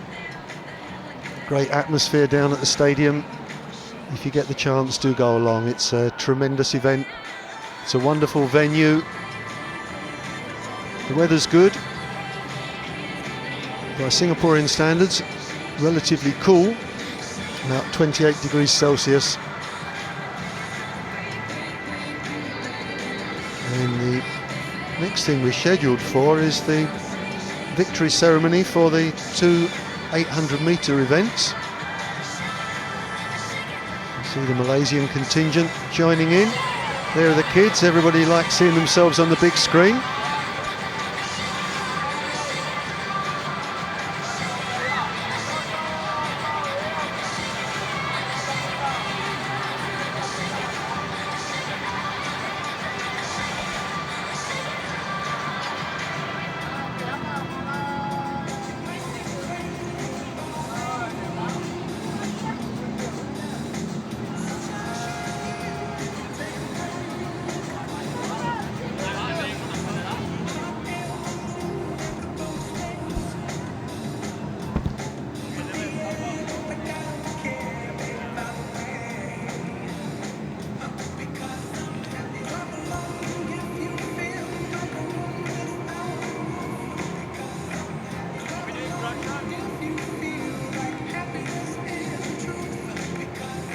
Once again, ladies and gentlemen, welcome to day one of athletics at the 8th ASEAN Para Games. Hope everyone's having a good time. We're waiting for a few more events to start, but lots more action coming your way. Well, if you see yourselves on screen, give us a big wave, everyone.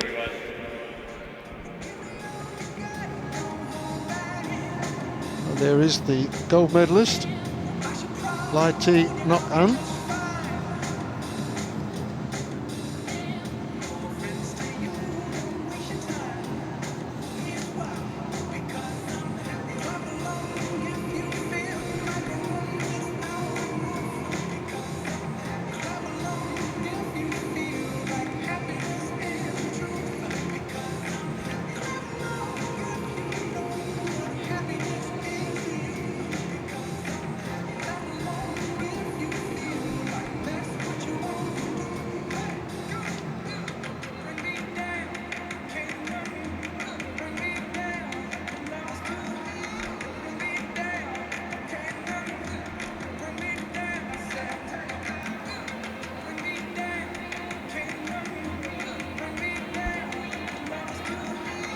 And the results for men's T11 100-meter Heat 1 are on the screen. Coming in first place, it is both Thailand and Indonesia with the timing of 12 seconds. That's number 294 from Thailand, Kitsana Jochai, and number 151 from Indonesia, Sunoto. In third place, representing Laos, Ken Thapida.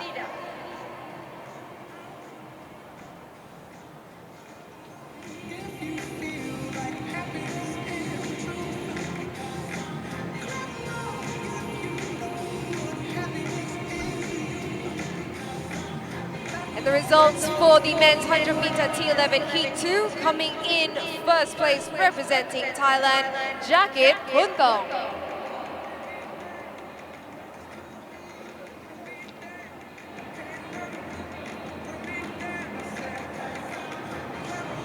Coming in second place, representing Vietnam, Ngoc Hep Nguyen. And in third place, representing Laos, Bunpudit Phepdida.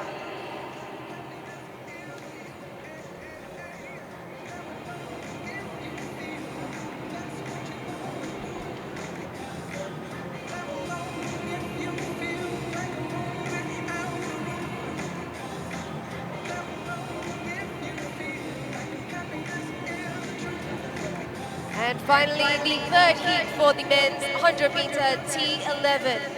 Coming in first place, representing Indonesia, Abdul Halim Dalamunti.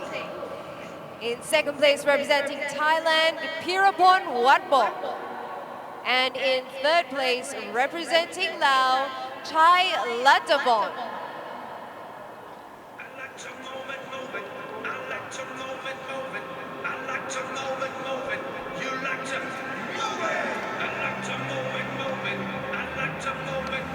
And ladies and gentlemen, on this first morning of athletics in the 8th ASEAN Para Games, we got the men's 100-meter T12 heats, men's 100-meter T37 heats, and the women's 100-meter T11 heats all to come.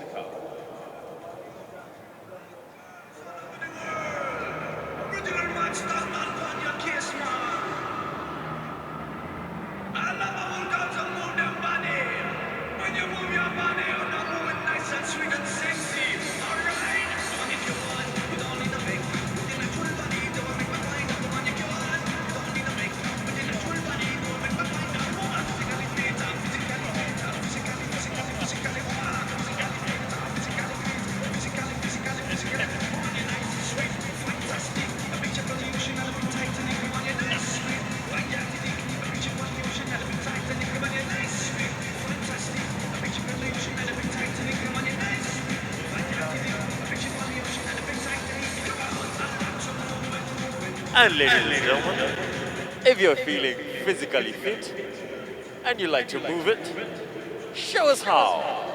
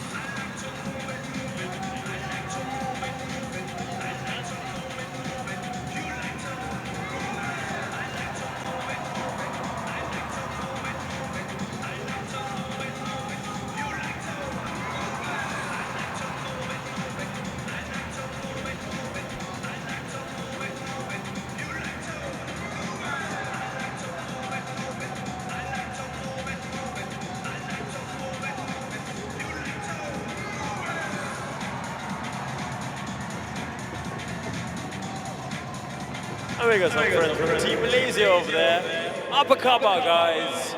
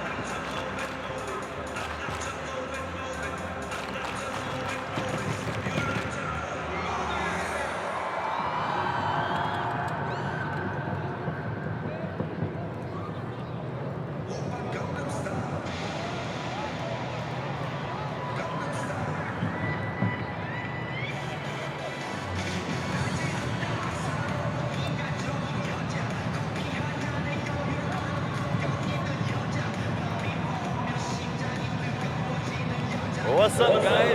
Good morning. Welcome to the National Stadium in Singapore Sports Hub for the 8th ASEAN Para Games. I would imagine you know what this song is.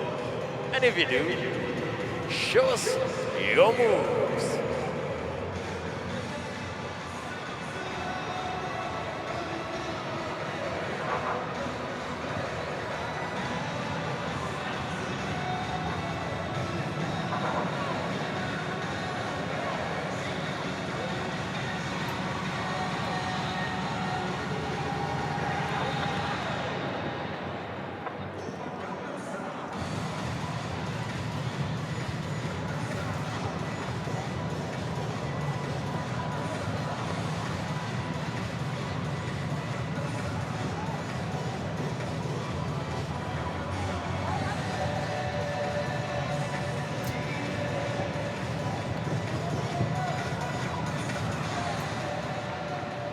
Ladies and gentlemen, the next event happening on the track will be the men's 100-meter T12 Heat 1.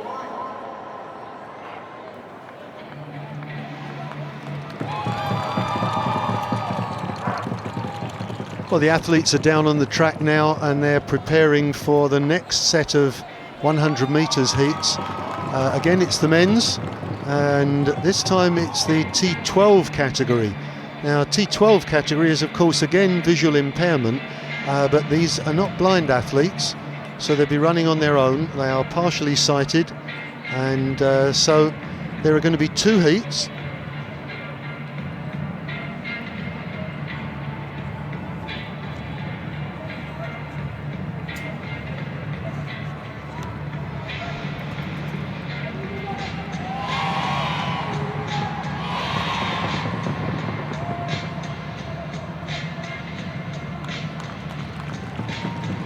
The victory ceremony, you can see the 3 successful athletes are getting ready for their victory ceremony. This is of the women's 800 metres, the T54 category. This was the first final that we brought you this morning and could not have been a closer race.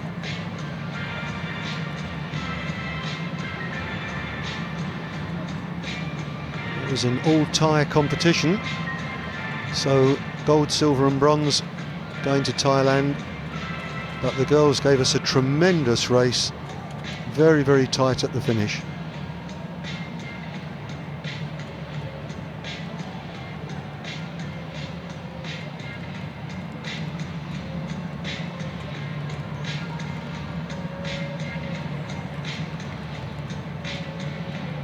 Ladies and gentlemen, start list on the screen.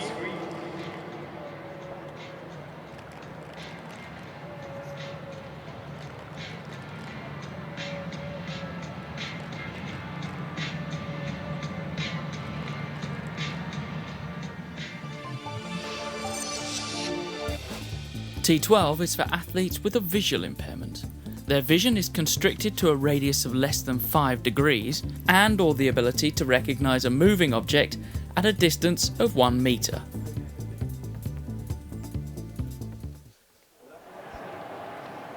So confirmation there of the category for T12, and in lane 1, Mohammed Faisal. 2014 Asian Para Games gold medalist Muhammad Faisal Aidil Suhaimi. And a great favourite with the crowd, and clearly a very good athlete. From Indonesia, Ganja Jatnika. Ganja Jatnika in lane 3. From Malaysia, the 7th fastest time in Asia this year, Muhammad Saifuddin Isha. Ladies and gentlemen, your athletes for Heat 1, men's 100 meters T12.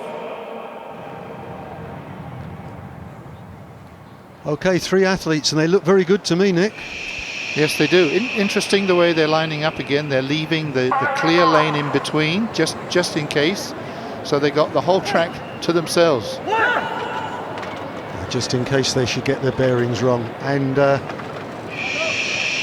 these do look terrific athletes, and I think the favourite marginally will be in lane 1, Mohammed Faisal. But I think this is going to be very close indeed.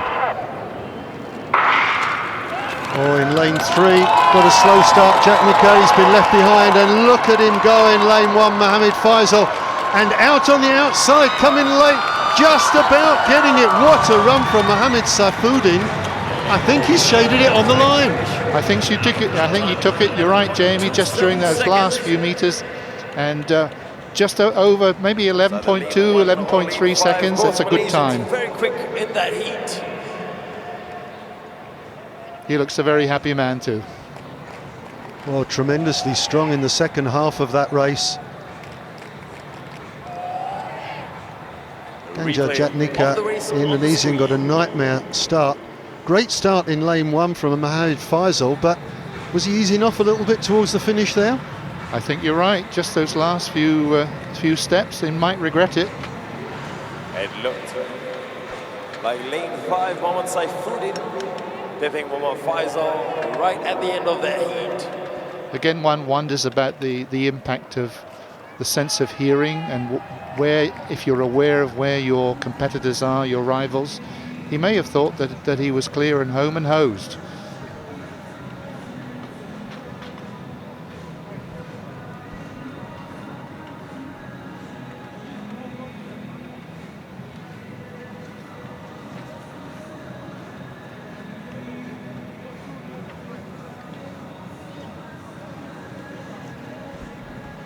Well, the athletes are getting themselves ready for Heat 2, and Heat 2 is another heat with just 3 competitors in it. One from Indonesia, one from Malaysia, one from Thailand. And that's our first look at the Thai. Chaya Somdek.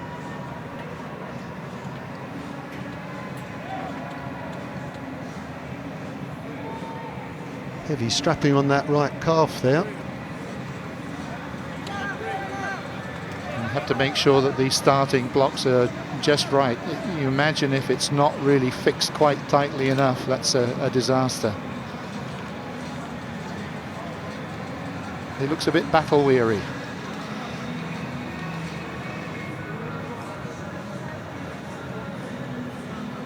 Jono Tarihoran, number 154, going in lane 1. Chaya Somdek, he's going in lane 3.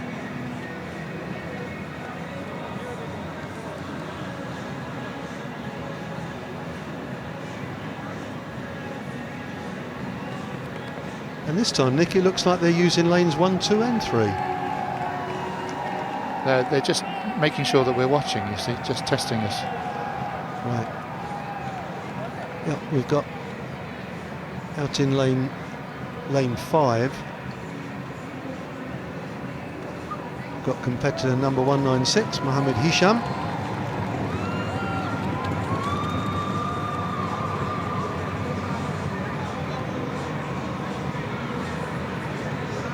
Chaya Somdek looks very good there.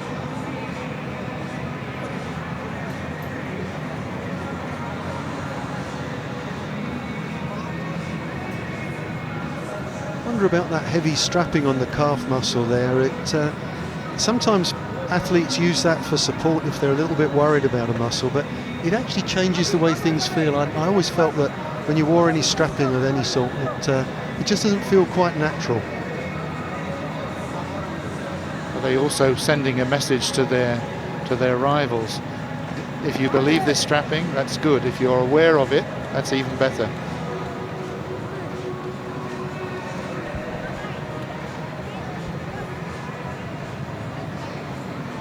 Well, we've got 4 of the lane numbers are up, 1, 2, 3 and 5.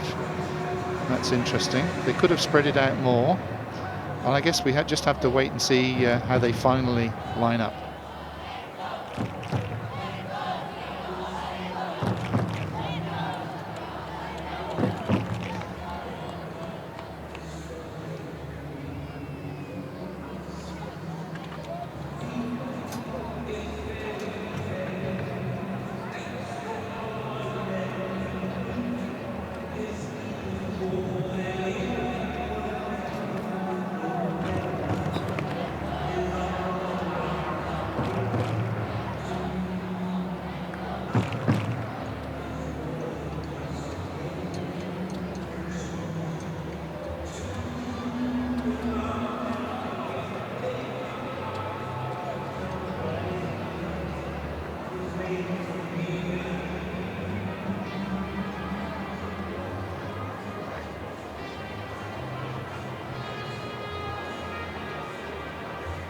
Frustratingly for the athletes, a little bit of a delay. Well, these are the 3 athletes we know about. Harjono Tarihoran from Indonesia in lane 1, Jaya Somdek in lane 3 for Thailand, and number 5 in lane 5, Mohammed Hisham from Malaysia. Ladies and gentlemen, heat 2 of the men's. And yet we've got 4 athletes sitting there waiting. So in lane 1 from Indonesia, Harjono Tarihoran. In lane 3 from Thailand, the 3rd fastest man in Asia this year, Somdek Chaya.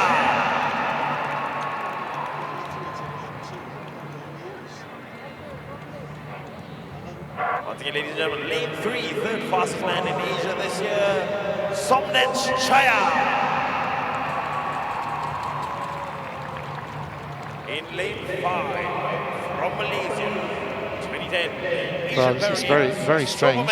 Yet to be fully explained. Hisham Kaironi.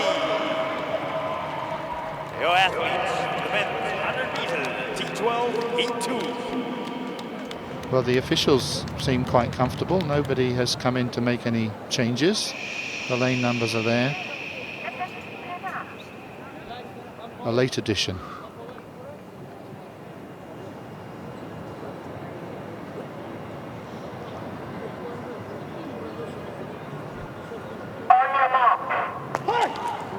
Well, it's been a long wait for them, and it's likely to be another closely fought event. The camera lingering on Chaya Somdek from Thailand, who probably goes in as favourite, but I think this is going to be another very even race.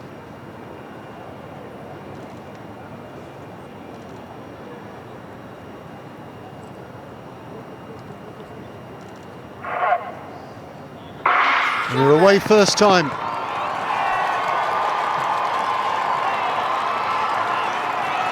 Well, Somdek is coming back, but clearly the winner is the young man who was giving the Usain Bolt signal beforehand. I hate to have to confess this, but I'm not actually sure who that is. Well, obviously it's Malaysian athlete, but he was a late entrant in for this event.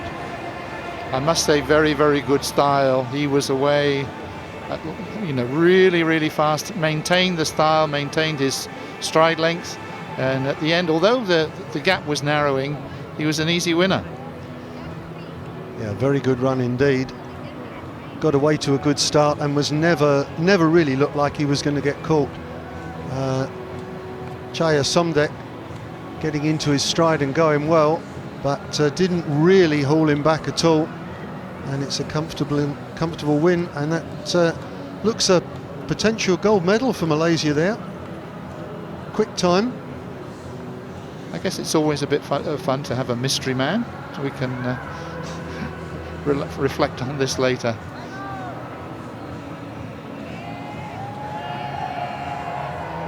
All part of the fun of the event.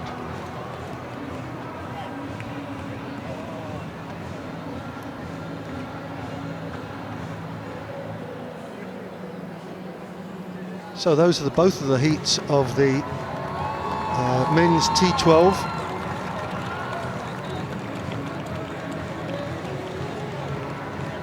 And I think we can look forward to a fairly spectacular final.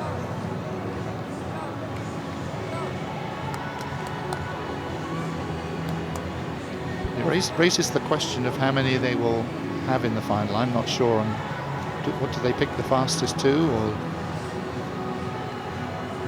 It's a good question. Good question which eventually we will find an answer to. It's a voyage of discovering it.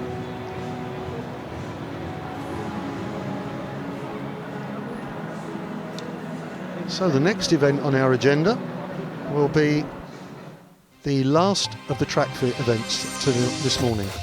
T37 is for athletes with a moderate impairment down one side. They have to compensate for asymmetry in the start, stride and overall power distribution.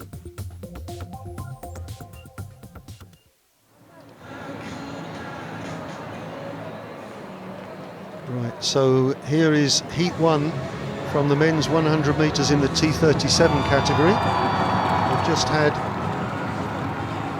confirmation of what it entails. One side, you can see the athletes and how difficult that must be to balance, to keep the momentum going, to maximise the use of the stronger side while keeping your balance, Nick. Indeed, and I noticed this time we've got 6 lanes in operation, so they'll be running shoulder to shoulder. We hope that doesn't prove to be a problem. But again, these are experienced athletes. They know exactly what they're doing.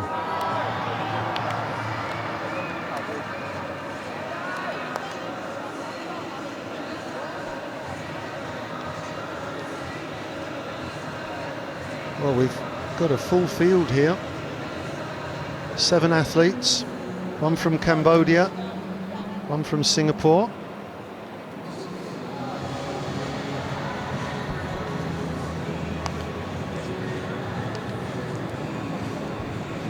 Sorry, Nick, I was getting away from myself there. 6 athletes, one from Brunei, 2 from Malaysia, 1 from Singapore, 1 from Thailand, and 1 from Vietnam. That's Mohammed Farisan we're taking a look at. Going back, number 216. There's confirmation of the first heat of the T12 and 11:28. What a time that was.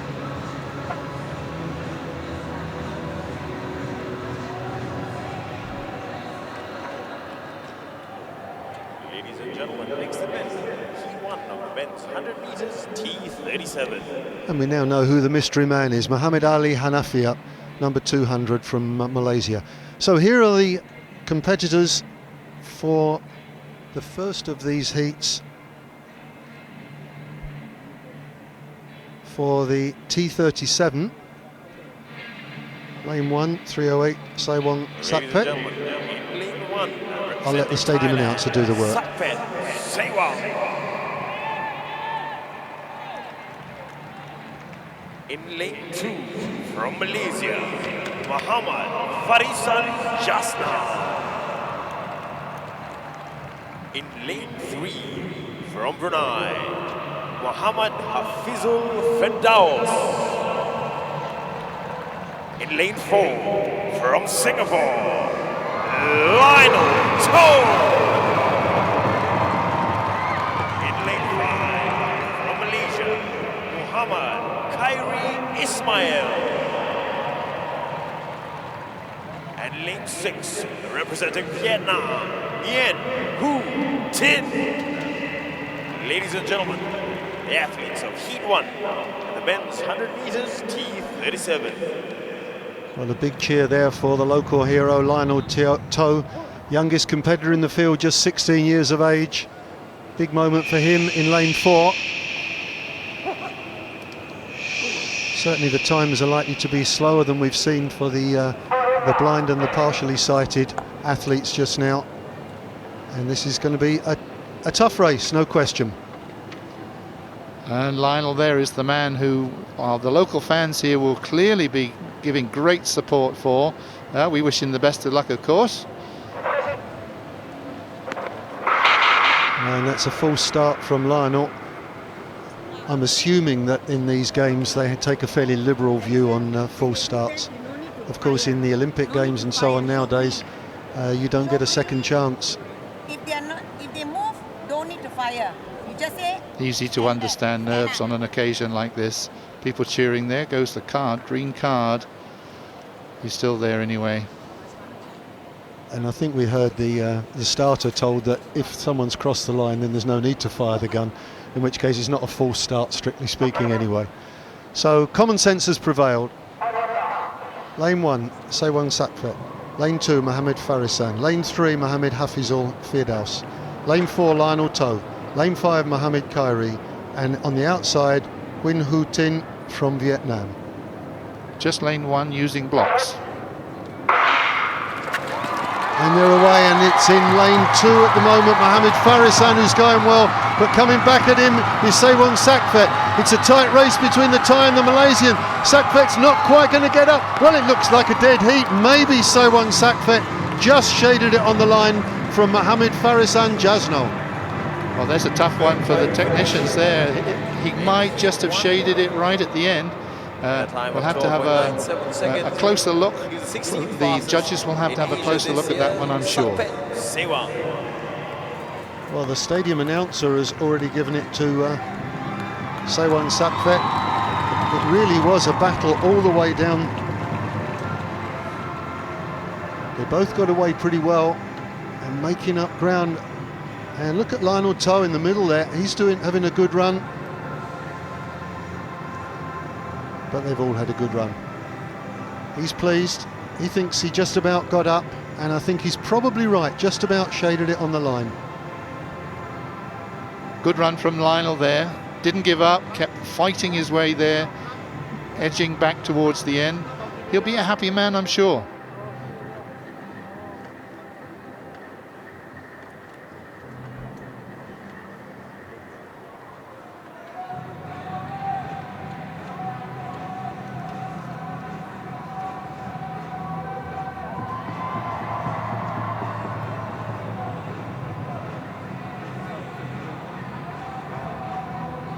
Well, as we settle back down again after that first heat, looking forward to the second heat in the T37 100 metres, and we've got 5 competitors going in this one. One from Indonesia, one from Malaysia, Chu Leng Hin from Singapore, and one Thai, one Vietnamese. So a nice spread. The youngster this time comes from Malaysia, Javelin, who's just 16 years of age. Interesting that they get the option of using blocks or not. There was just the one runner there, and a couple of them used a standing start, didn't they? I guess with the balance thing, coming up from a crouch position is extremely difficult, and none of them get an explosive start by definition, so I'm not sure that the blocks give a great advantage. No, it was in lane 1, and there's our potential winner, though. You might argue that that little bit of a push was decisive at the end. And you can see that a lot more of the kids from the schools have come in. That was one of the convent schools we saw there in their school uniforms. A lot of the other kids have come in their civies, as it were. It's the school holidays, of course, in Singapore. And the stadium filling up, and I'm hoping that as the week goes by, more people will come down for these events. It's great fun. There's lots to keep you occupied. We're focusing on the track, obviously, but there are field events going on simultaneously. And there's a morning session and an afternoon session every day for 5 days, and then on the 6th day there's a morning session. Nothing in the afternoon. On the 7th day we shall rest. Might be good news then. Anyway, for all the spectators, maybe some of them have not actually been inside the sports hub before. What a great opportunity to get in and get a feel. The roof, I'm not sure whether the roof is retracted at the moment, but you might see that. As we await the next event, we want to see all the athletes in the stands and see what you got. Kids, ladies, men, we want to see all your muscles. So you've got them. Flex them hard, flex them loud, flex them proud. Of course, nowadays one of the issues with spectator sport is that the fans can see themselves up on the screen and take some delight in identifying themselves. No recognition here at the moment, but maybe with this group they'll see. It's the picture we see from all around the world, isn't it? As people delightedly see themselves on screen. Either they die of embarrassment or they play up to the camera. Hello girls, we are all inclusive here. All events, everywhere in the world. Everyone likes to be on screen for a little while. So we've got the second heat of the men's 100 metres T37 to come. And here's confirmation of that first. Wow, look at that, 12.99 to 13 dead. And Mohammed Khairi coming in third position.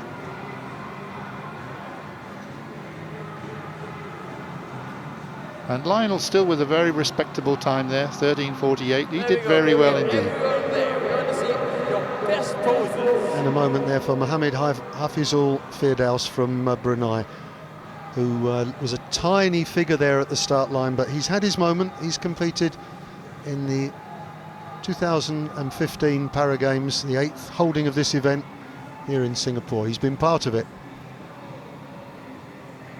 And we've got the second heat coming up from that. After that, we have on the track the women's 100 metres T11. And there are 3 heats of that. And then that completes the track and field events for this morning's session. Hello, sir. There we go, he's happy. Nice muscles, I must say. Good definition on those.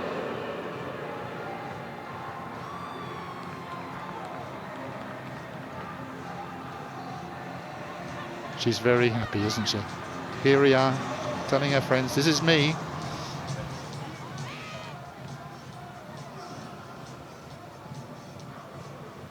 What's up, man?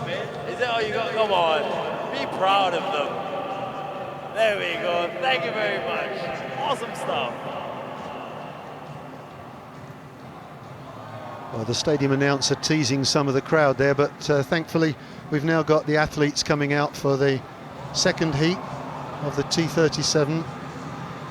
Just a reminder, if you weren't with us earlier, that this is for athletes who have impairment on one side of their body, and so the big problem for them is compensating. One half of the body is functioning fully and the other half is not, so it's a very ungainly style of running, and it's how they compensate for that and keep the forward momentum going that is so crucial. Now that was Chu Leng Hin, the Singaporean athlete, and that's number 164, Wako Jafar, and I must say he looks very good indeed there, running very smoothly. Of course, sometimes that changes when they're going up full pace, but Wako Jafar, the 29-year-old from Indonesia, looking good. 214, Javelin from Malaysia, the youngest in the field, 16 years of age. Sorry, Nick. No, I was just saying there's quite a substantial warm-up that he was doing initially, all the way to the end. Perhaps he wants to see what it's like when he crosses the line as the winner. Or at least that's what he's hoping. Of the results of Heat 1 for the men's 100 meters T12, winning that heat from Malaysia, Muhammad There's the Singaporean runner.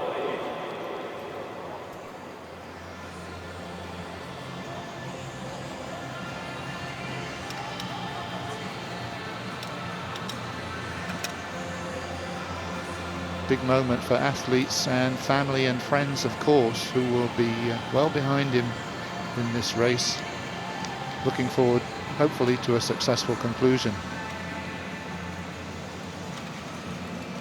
Well, Chu Leng Hin is just 21 years of age. On the men's 100 meters T12, winning And a quick time, 11.48, also from Malaysia, Muhammad Afiq.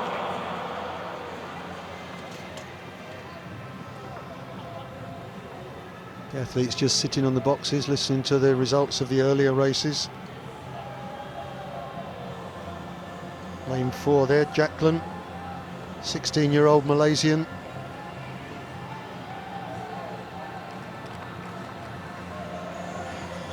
Lane 3 is Wako Jafar, the young man who went the full length of the 100 metres track in his warm-up there. Just at striding pace, obviously.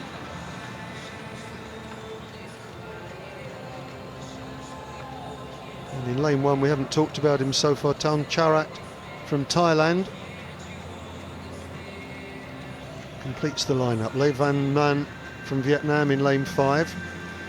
Javelin in lane 4. Wako Jafar in lane 3. Chu Leng Hin lane 2. And Taun Charat in lane 1. Ladies and gentlemen, the next event, Heat 2 of the men's 100 meters T37. Emergency repairs being called for by Wako Jafar.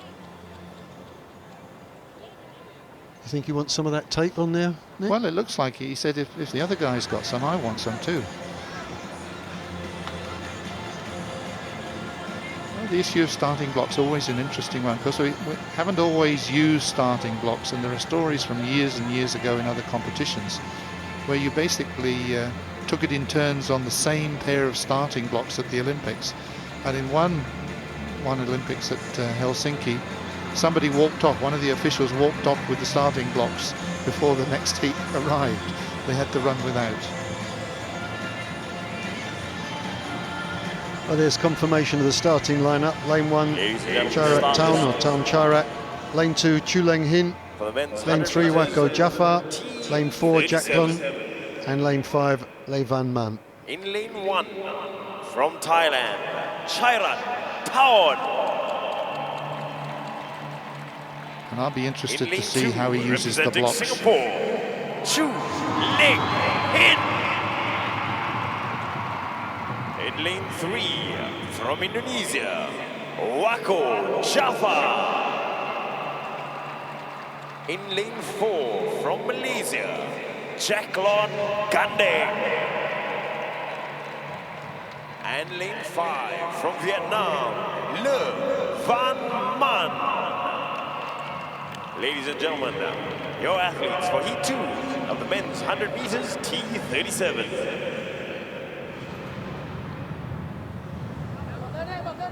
Taun Charat in the first lane there is the oldest competitor in the field, but he's 34. No great age for this kind of athletics. And so they're up to the mark. Taun Charat lane 1. Chu Leng Hin lane 2. Wako Jafar lane 3, Javelin lane 4, Le Van Man lane 5. It's the second heat of the T37 100 metres. Just the Vietnamese using a standing start and away. And it's in lane, well, it's very tight between lanes 1 to 4. In lane 4, Javelin, the youngster, is going well, but look at Le Van Man come at the finish. Le Van Man, who was left behind at the start, takes it on the line with second place, Taun Charat from Thailand. And there was an unfortunate stumble there about 2/3 of the way along. It looked as though he was going to win. There's this slight stumble, and then up came this man on the outside. I won't say he stole it. He looked well in control. Well, he was the slowest at the start. Look, he's very, very gradual getting off the mark, but once he gets in his stride, he's covering the ground very effectively. Wako Jafar losing the discipline there, and it's a great win from the Vietnamese. He was clearly in 5th position early in the race and then came through and took it on the line from Taun Charat from Thailand. One of the more remarkable finishes there. We would almost have given up any chance from the start, but great for him, came through strongly at the end.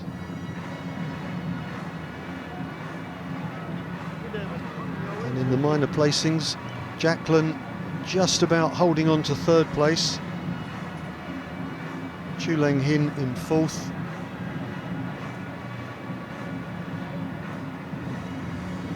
And ladies and gentlemen, on the screen, confirmation of the results of Heat 1. Just confirmation now of the result from Heat 1. Winning that heat from Thailand, Sakpet Sewang. Coming in second place from Malaysia, Muhammad Farisan. Rounding up the top 3, also from Malaysia, Muhammad Khairi.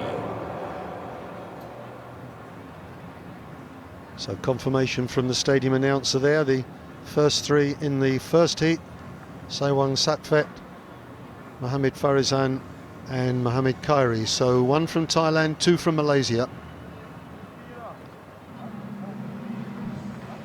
And that should be rounded out from the second heat with 1 more from Vietnam, 1 from Thailand and another from Malaysia. So Malaysia have put in a big contingent of athletes for this competition. They've got 45 track and field athletes. And that's confirmation of the second heat there. I promoted Chu Leng Hin. He actually came 5th, but in a very decent time, very close. And just over 13 seconds for Le Van Man from Vietnam. Vietnamese have got a decent sized squad as well. They've got 37 track and field athletes. Out of a total, there's 265 athletes competing over the next 6 days. And of course, quite a number of these athletes will be taking part in more than one event. You do see in this, you see quite a lot of doubling up and trebling up. Expecting to see quite a lot of these sprinters return for the 200 metres. And even among the throwing events, 1 or 2 double up on things. Certainly the middle distance races, you'll see people doing 800 and 1500 metres for sure. And so the wheelchair people, I know from past from the Olympics, the Paralympics, that you will see these races doing over different distances. It's a bit like swimming in a way. If you're good at a stroke, you have the chance with the relays and other events too. So we're going to see some of these athletes again. And that's great. We've got the Thai supporters in as well. So we've seen the Vietnamese, we've seen the Thais, we've seen the Malaysians. Obviously, we've seen a lot of Singaporeans, particularly the kids are coming in. All right, once again, a very big welcome. The atmosphere's building. National Stadium. Well, the only remaining events on track All right, so for we've this got morning the are bongo the cap women's on the 100 camera. So metres. kids, if you can see yourself on the big screens, let me see you hit those drums.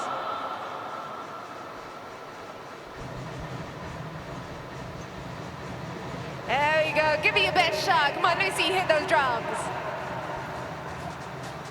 Yeah, you guys are going crazy. It's awesome. Well done.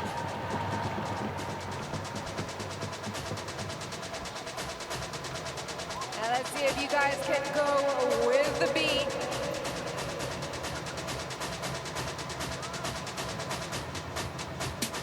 All right, next group. Let's see what you got. So you'll want to look to your right.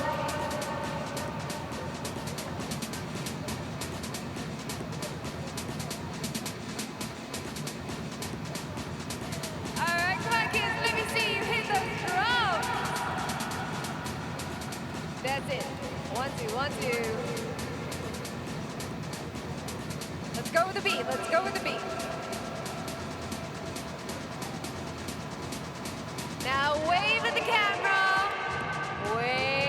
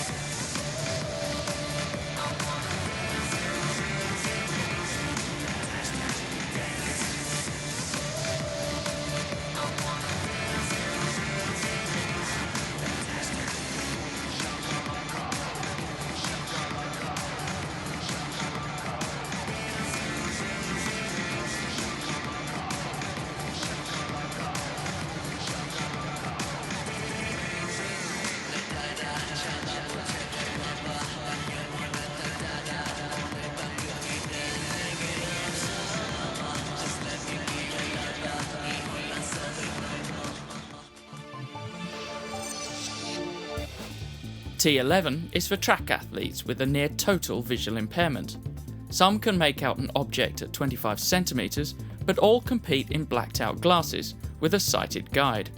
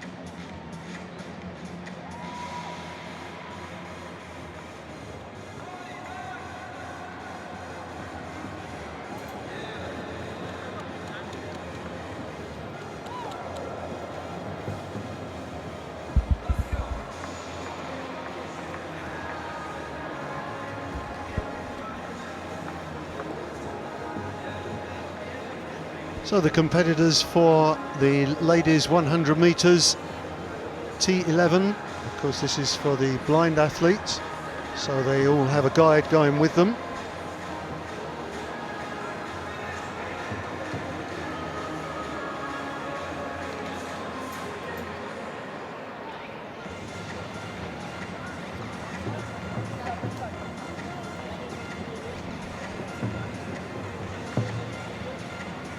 .276 there, Wanaruman Kewalin from Thailand. She's going in lane 3.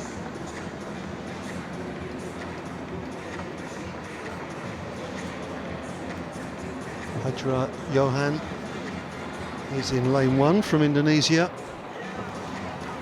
Thi Nan Huynh from Vietnam is in lane 5, and Panyatib Janjira from Thailand is in lane 7.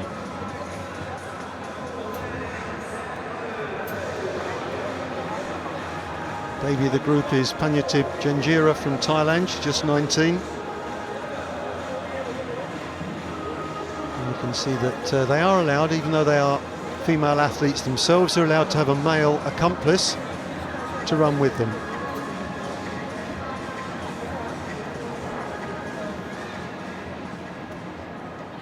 Ladies and gentlemen, the next track event is the women's 100-meter T11 Heat 1.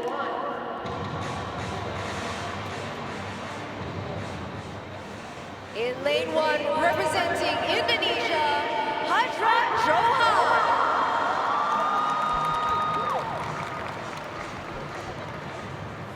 In lane 2, coming in 4th fastest in Asia for 2015, representing Thailand, Kewalin Wanaruman.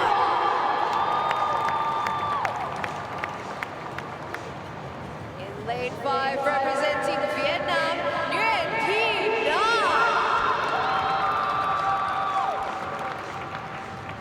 And in lane 7, representing Thailand, Ratchanipong.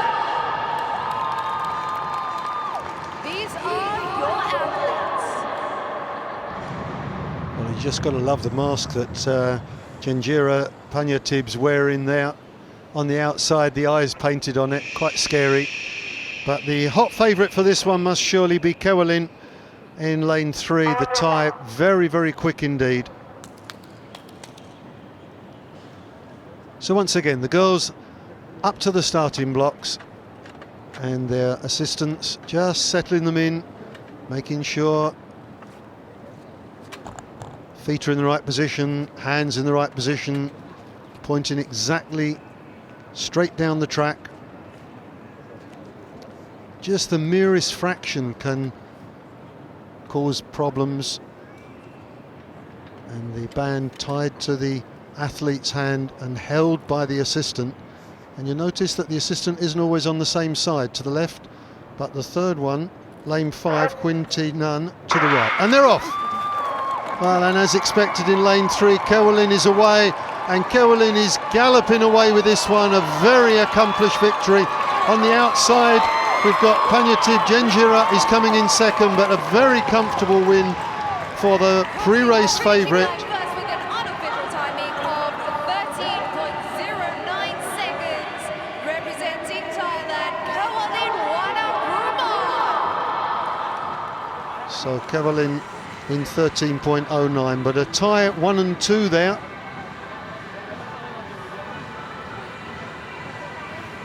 And a very good run indeed. As we watch them again, she was into her running quickly, as was her compatriot on the outside, but just running away with it at the finish. And in lane 1, Adra Johan finishing third, and Huyn Thi Tan trailing in fourth.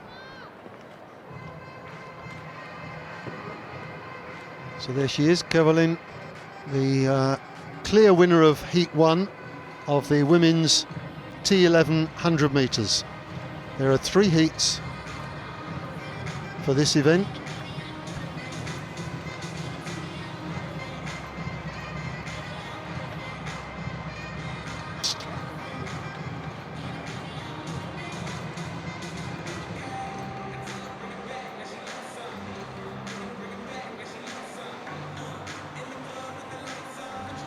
Well, the athletes getting themselves ready for the second heat. That was Huyn Thi Chan, who's going to run in lane 3. The Vietnamese girl, rather more experienced, 33 years of age. Her compatriot goes in this, Huyn Thi Trang, she's just 16. So we're getting a lot of youngsters. And just a reminder, these are blind athletes, but some of them have just a little bit of vision, and so they are obliged to wear face masks so that they are completely blacked out. A familiar Thai vest there in lane 5 of Sirirat.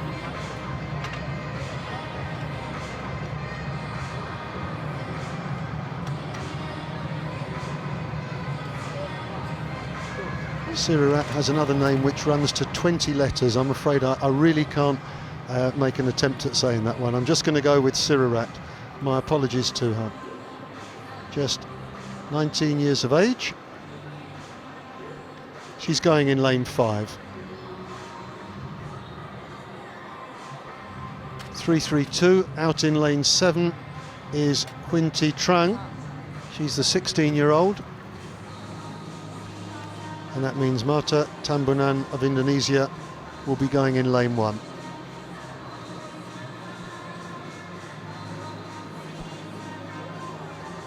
There is Sirirat,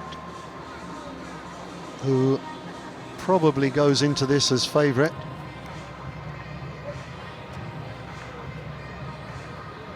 And that was Huyn Thi Trang we saw just practising her start. Start very tentative there, but once she got going, she's got a nice stride length, good cadence.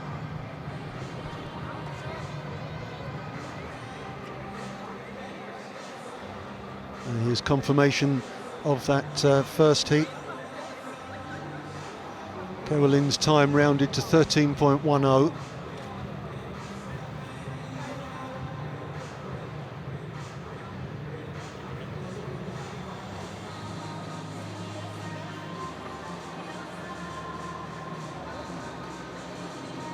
Good win in the end for her.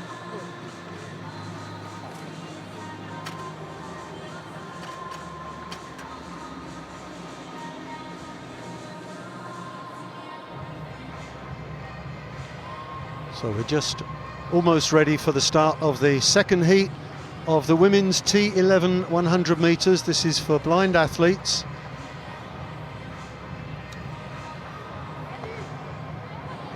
Quinty Chin just relaxing there.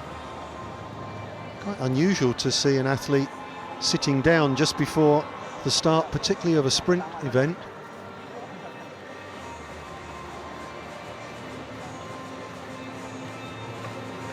Quinty Chin, she's going in lane 3. We haven't really seen very much of the diminutive figure of Marta Tambunan of Indonesia. She's going in lane 1.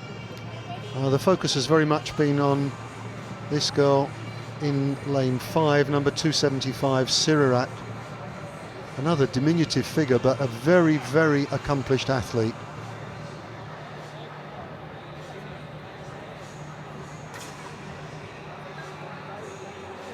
Maximum of 4 competitors in any one heat, because there are of course 8 people running on the track simultaneously, the guide as well, and in some cases the guide running on the left, sometimes on the right, so the lanes need to be a little bit on the flexible side. Confirmation of the starting lineup there.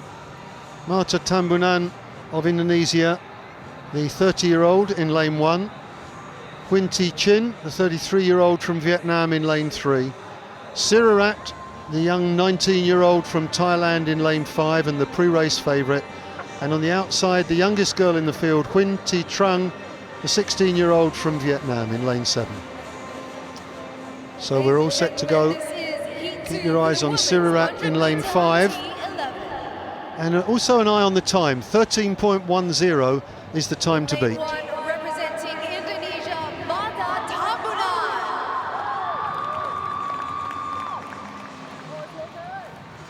In lane 3, Huynh Thi Chin from Vietnam.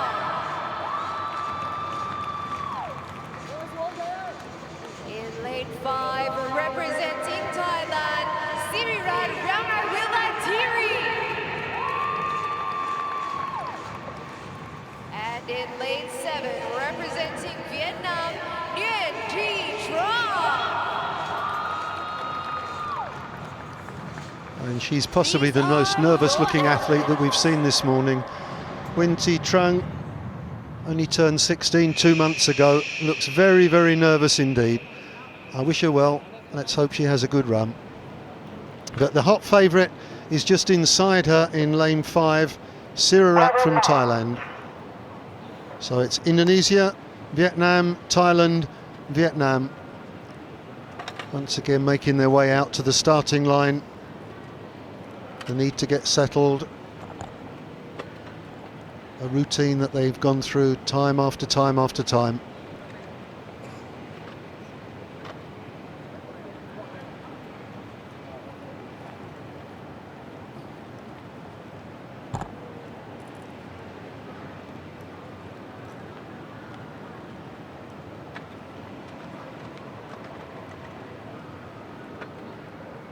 Great work done by these gentlemen who are their assistants. They just link through the loop. Not tied permanently, obviously that would be dangerous. And they're off cleanly. And it's a good start in lane 1 from Marta Tambunan, but as expected, Sirirat's coming away in lane 5, but Marta Tambunan giving her a run for the money. Sirirat looks as if she's going to hold on to the line. Oh, and there's a problem for Marta Tambunan. She lost her partner, but just about held on to second place. So first place, as expected, Sirirat, but Marta Tambunan coming in second, the Indonesian, in lane 1, and there was definitely a problem with her tie to the guide, whom she lost contact with and was running completely blind at one stage, but she managed to make it across the line. Let's see this again. She's pumping away on the inside in lane 3, finishing third. Now at this stage, suddenly lost connection, stumbled, wandered away and didn't actually quite lose connection, but on the inside there came in second place, and the winner was Sirirat. Second, Marta Tambunan. In third place, Huynh Thi Chin, and in fourth place, the extremely nervous looking Huynh Thi Truong.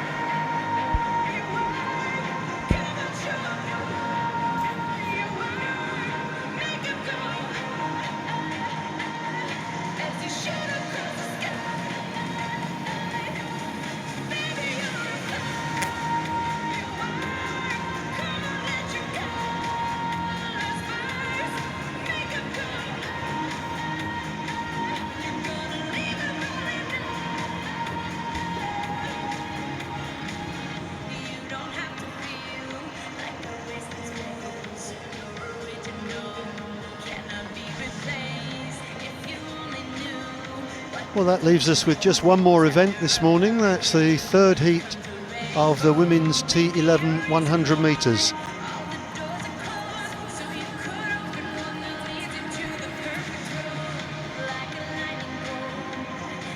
have to say the schedule this morning has run extremely smoothly. We are pretty much bang on time. This third heat is scheduled for 11:20. We're not going to be far off that mark at all. So we've had a full morning of entertainment. Started with the 800 metres for women, wheelchair race, and the 800 metres for men.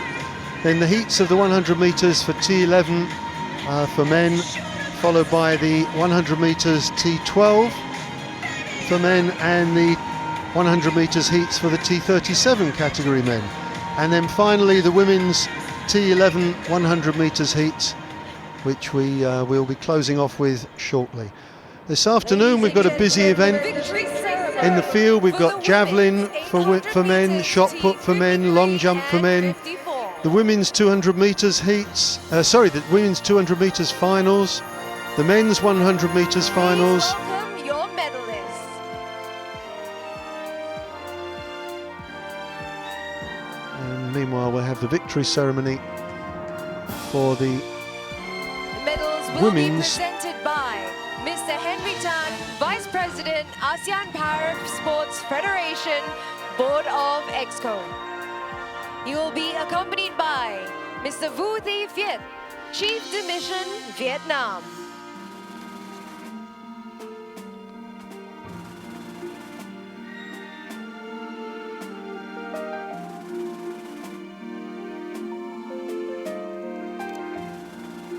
Our bronze medalist, Twat Trayut Sakor.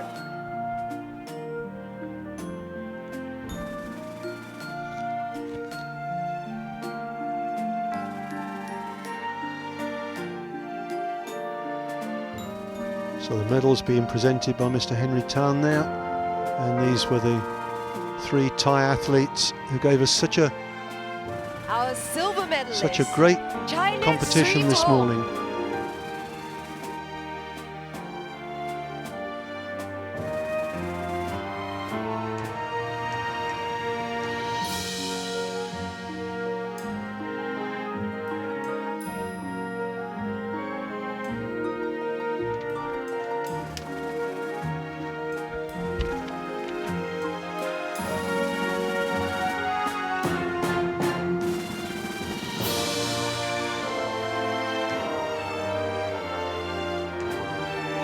Our silver medalist, China Sritong.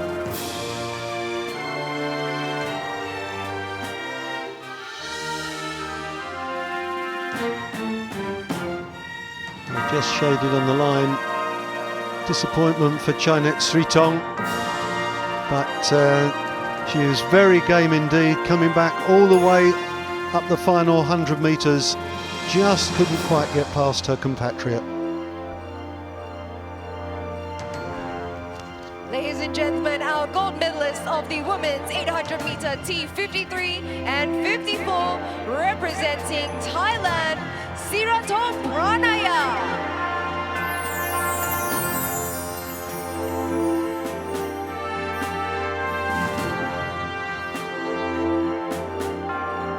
Lovely moment for an athlete who gave a great performance. It was very competitive, made huge demands on them physically, and she just about managed to hold them down the home straight, and the gold medal proudly round her neck. Sekratop Pranaya, the first gold medalist of the athletics in the 8th ASEAN Para Games.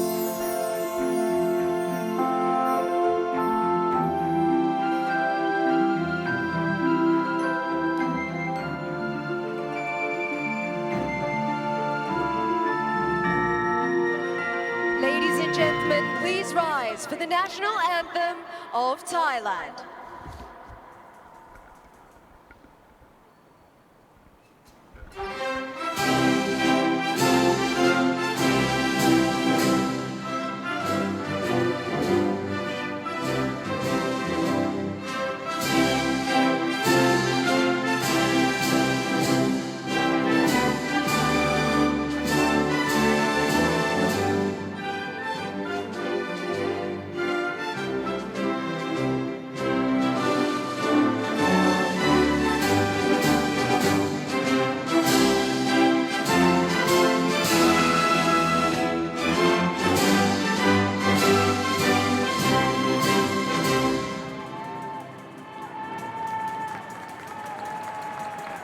Well, a great moment for the three ladies and a great moment for Thailand to see the Thai flag up there and gold, silver, bronze. 53 and 54.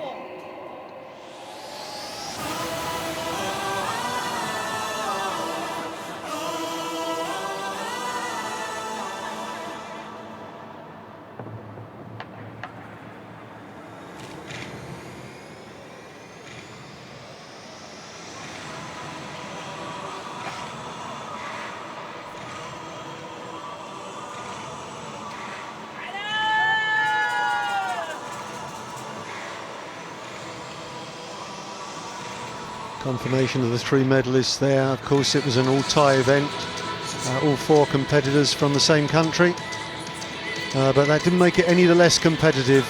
A tremendously competitive race, right down to the line. All three girls spread by just a matter of a few metres.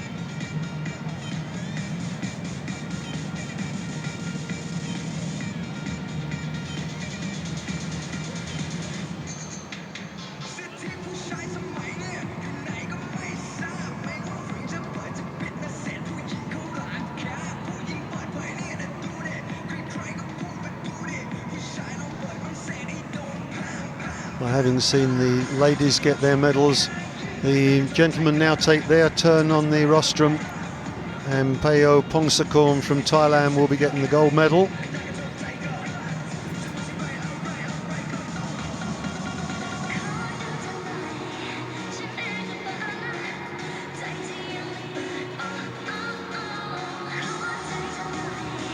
This is the men's 800 metres T53.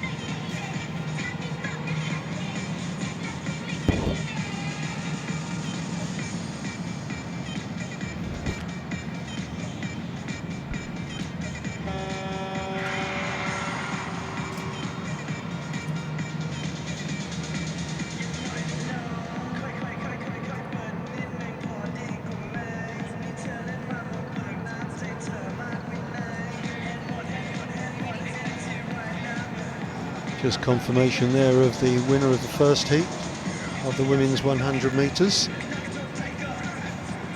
Just won quite comfortably by Javelin.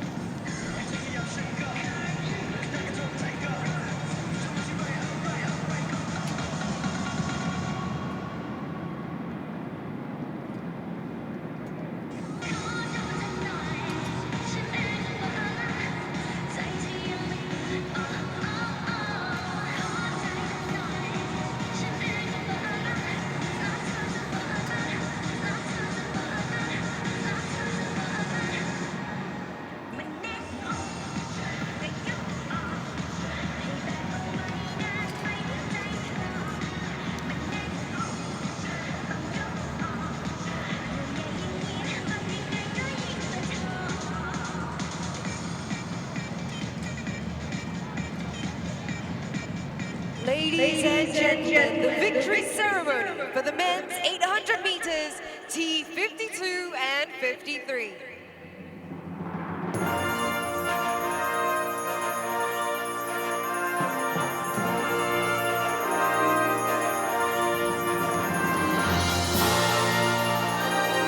Ladies and gentlemen, please welcome your medalists.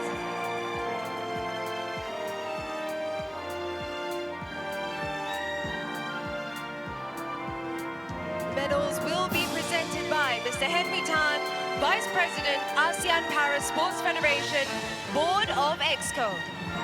He will be accompanied by Mr. Vu Day Viet, Chief Distribution, Vietnam.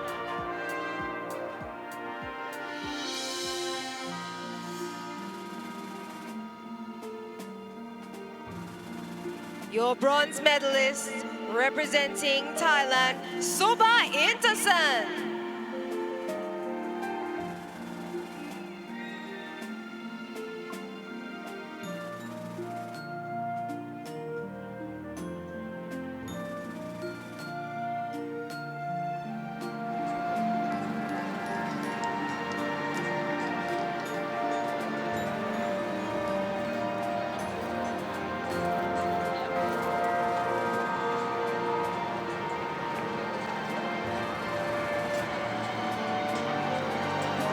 Your silver medalist, representing Thailand, Krungit PJ.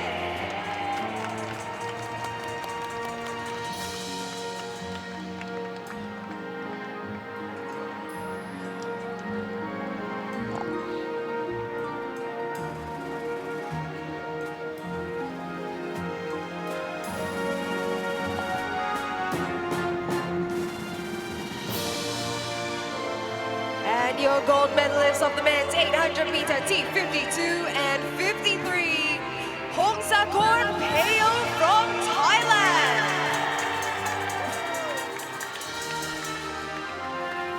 So another 1, 2, 3 for Thailand in the wheelchair race for 800 metres for men. And although it was a good competitive race, this young man, Hongsakorn Peo, won it comfortably.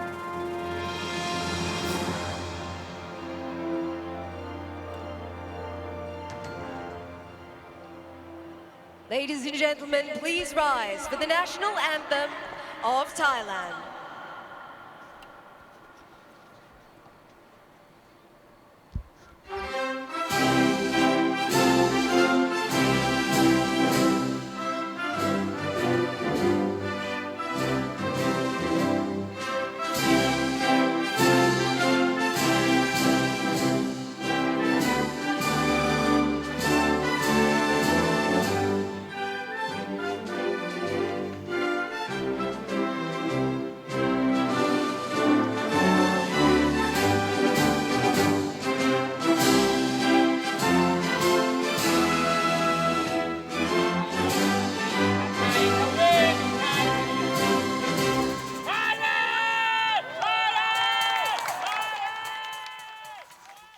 Once again, congratulations to all our medalists for the men's 800 meters, T52 and 53.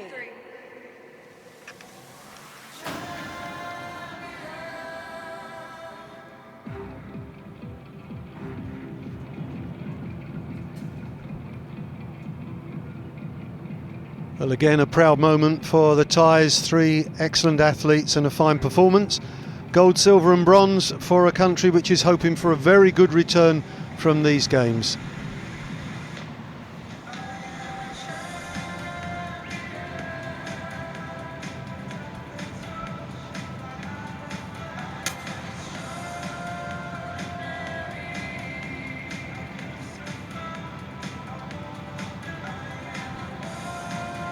Hongsakorn Peo, Krungit Pichet and Soba Intersen. The three medalists from Thailand, and that powerhouse of athletics and sport in general, off to a very good start on the first day of the track and field meet.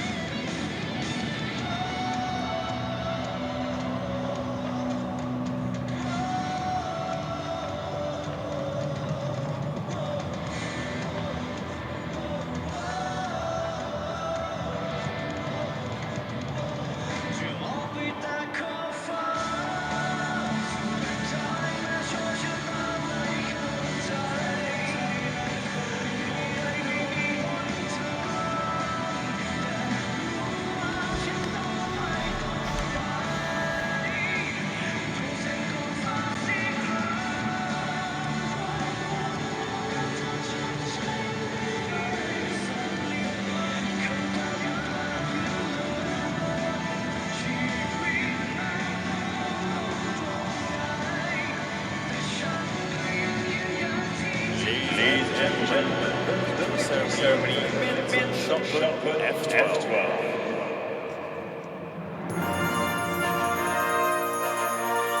Please welcome the medalists.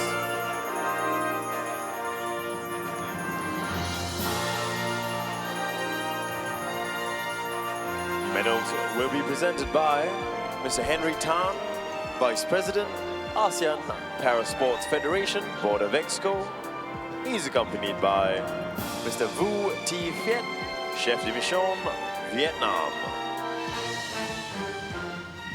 Well, so here's the ceremony for the men's shot put. An event that we weren't actually able to show you any pictures of. It featured 6 competitors. Wong Nyon. 1 from Brunei, 2 from Malaysia and 3 from Thailand. Once again the Thais proving very successful, taking gold and bronze. Malaysia in 2nd place. This is of course for the blind athletes, and so there is an assistant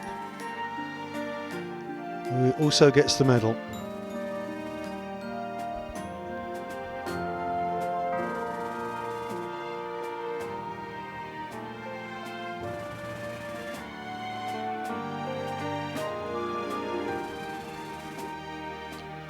Wongon Arnon in 3rd place, 21-year-old Thai athlete,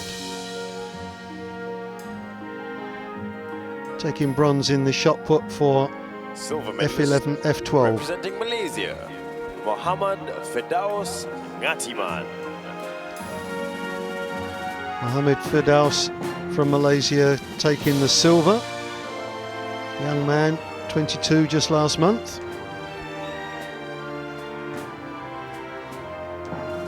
Proud moment for him getting the silver medal in the men's shot put.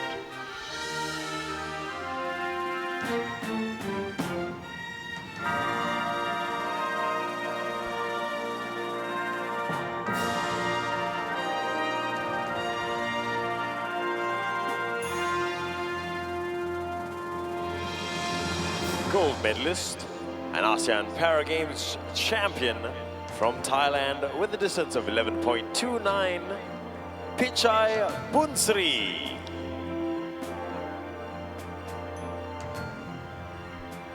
So in 1st place, Pichai Bunsri from Thailand, 31 years of age.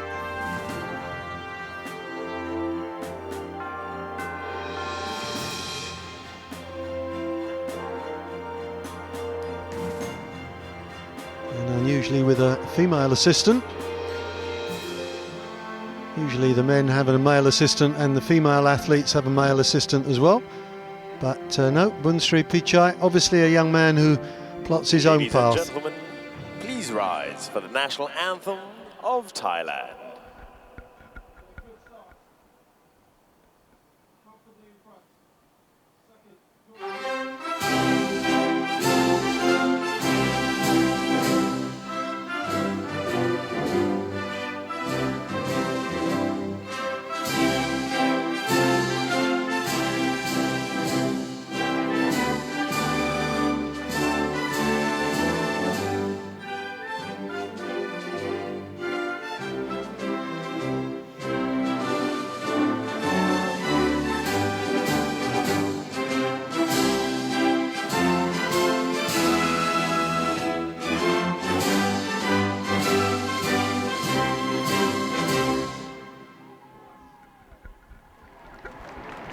Once again, congratulations to our medalists.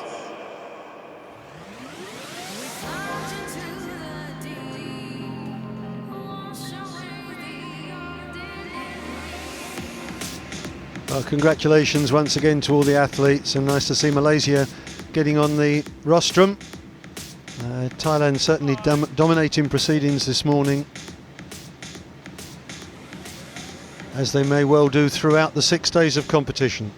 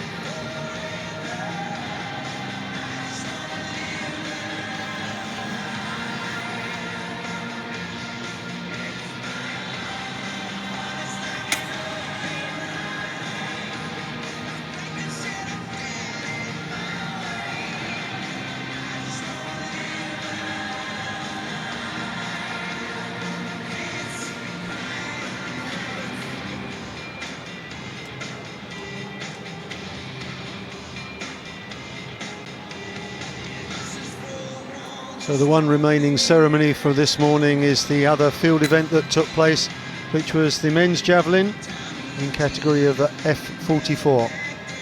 That's for amputees.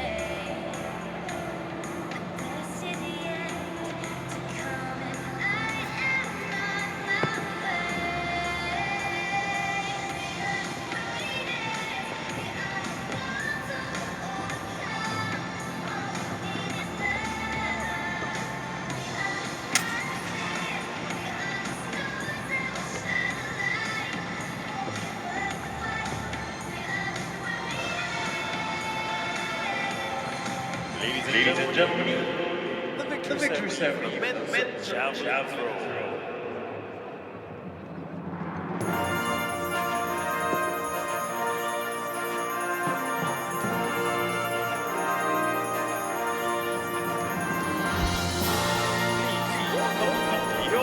And so to the final of the prize presentations for this morning, and this takes us to the men's javelin in the F44 category.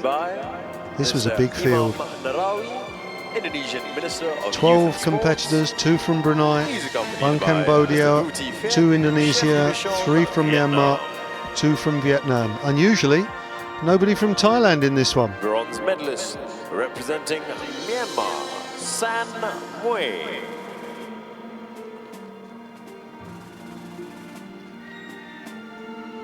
So Sam Wei from Myanmar, competitor number 241, 31 years of age, 3rd place in the Javelin.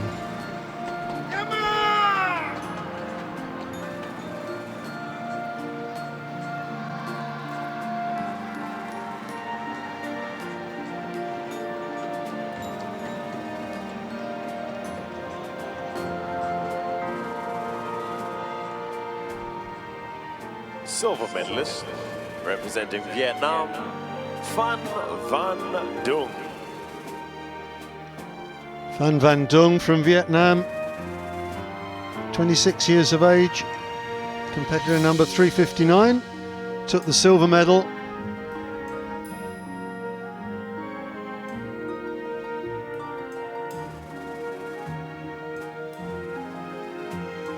Gold medalist with a new games record of 52.7 meters from Indonesia, Billy Johannes.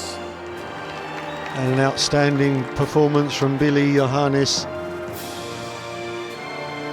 33 years of age now, new games record, great performance indeed.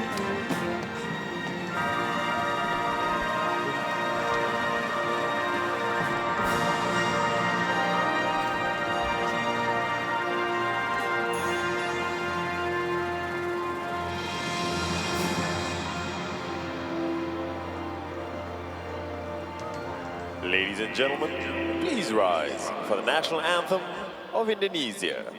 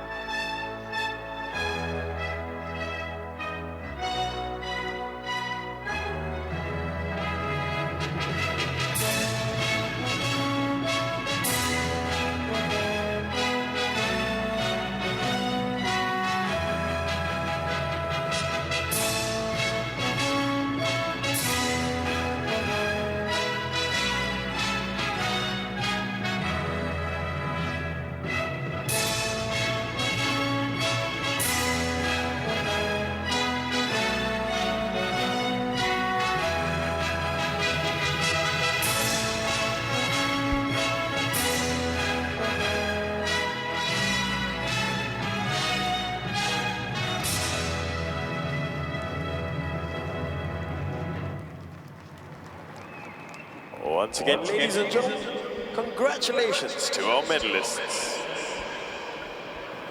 Indeed, congratulations are very appropriate for Billy Johannes, new games record, taking the gold medal in the men's javelin in the F44 category. And congratulations to all of the competitors we've seen this morning.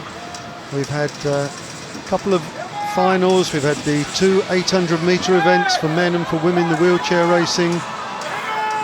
We've had the women's long jump F20, the women's long jump F44. We've had the men's javelin F44 as we've just seen, and prior to that the presentation for the men's shot put F11 and F12. And there's much more to come this afternoon, but you can see that the pitch is being readied for football. And so that concludes our efforts this morning for athletics. Just confirmation there, Octavia Rika of Indonesia with that big jump, winning the long jump The first F44 event, final. the men's Javelin F55 Javelin, the men's F57 Javelin, men's F43 and F46 Confirmation shot again of put, Bunsri Pichai and the winning men's that shot put by F47 a long massive jump 1 over meter on the 30. track. We can look forward to the women's 200 meter, Women's T44, 800 metres. T47. What a close and race that is. Look, T36 covering the first men's, three, only all in the 0.55 200 seconds. meters But this one was discipline. much more one-sided. But for now, we're gonna be Pongsakorn switching Peo over winning to quite CP handsomely to football. take the gold medal.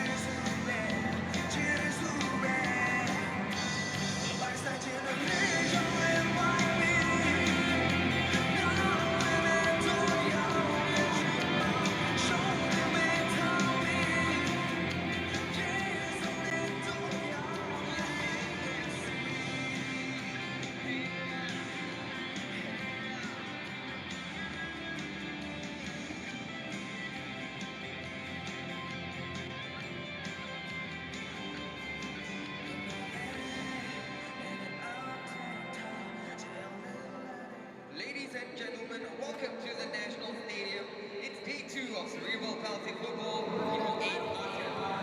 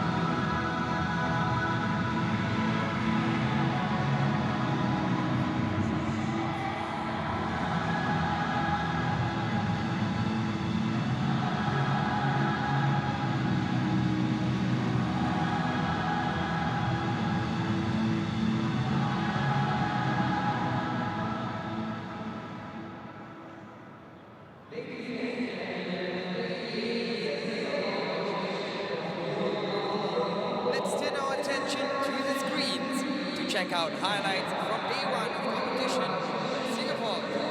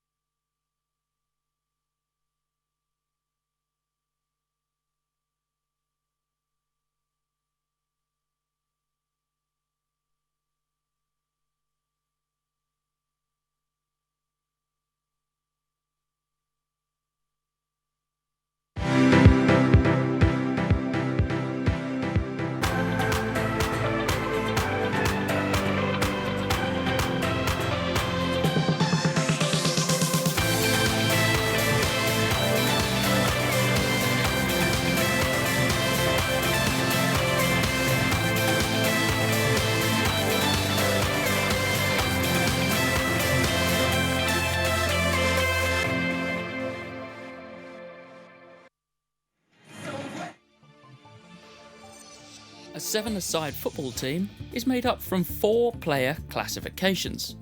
C5s are the most impaired players on the pitch. They have reduced acceleration over the first 5 yards, but overall good pace. They have balance problems when changing direction, turning, pivoting and stopping. C6 players are similar, though they have better control, power and precision. C7 players are weaker on one side, which affects knee pickup and stride length when sprinting. Most favour their unaffected side for passing and shooting. C8 players are the least impaired and are almost at full power.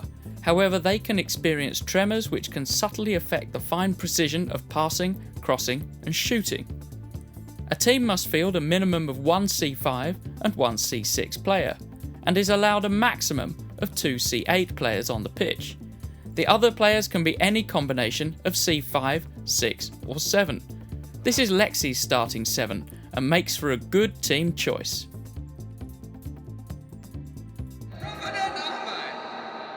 Number 10, Sobri Ghazali. Number 7, Noor Hamad Arif.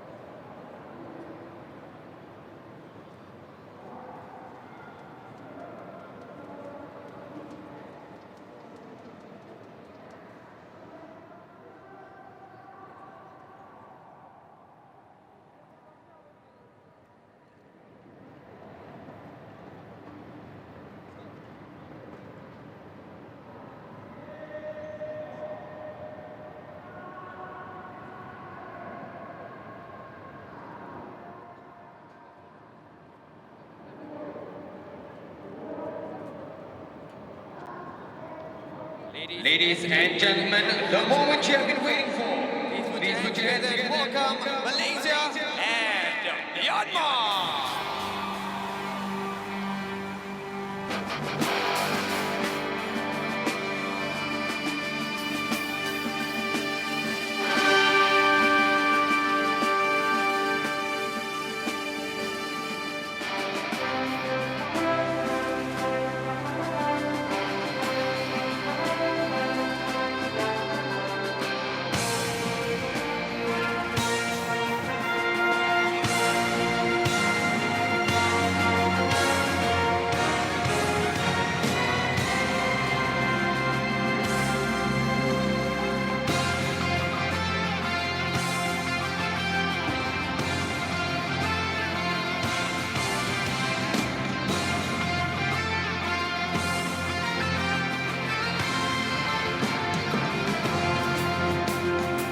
Once again, ladies and gentlemen, let's give it up for Malaysia and Myanmar.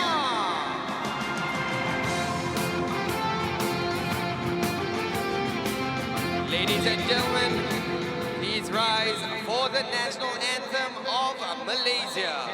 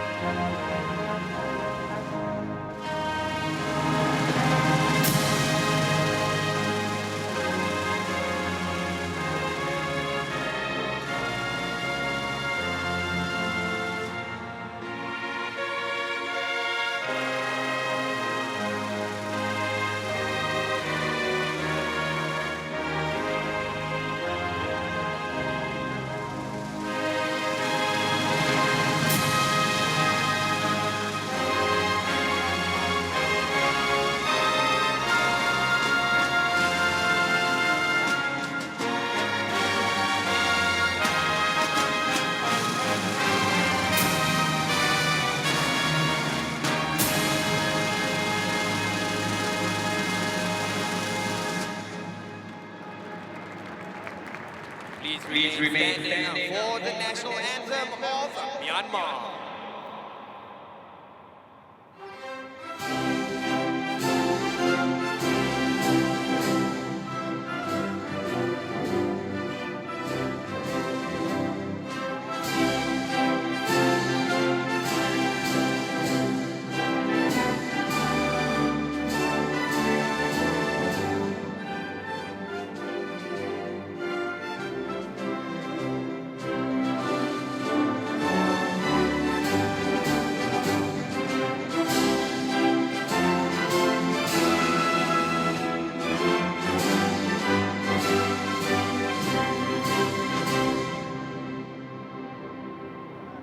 Ladies and gentlemen, we apologize for the disruption. Please remain standing for the national anthem of Myanmar.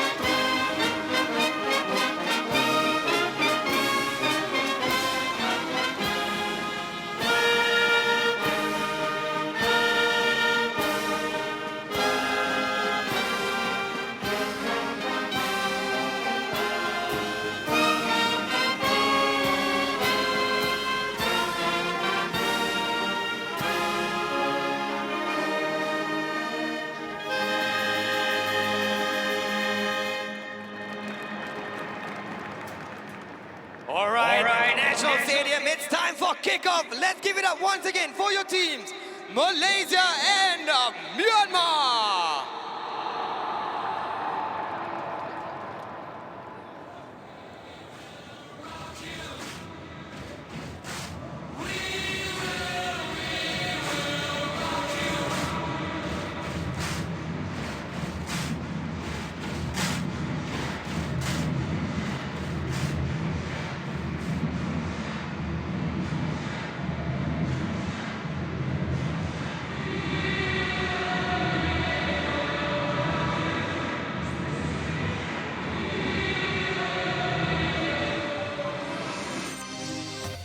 Lexi, our on-screen guide to parasport classification. Lexi illustrates the different levels of impairment in each class by simply using 4 colours.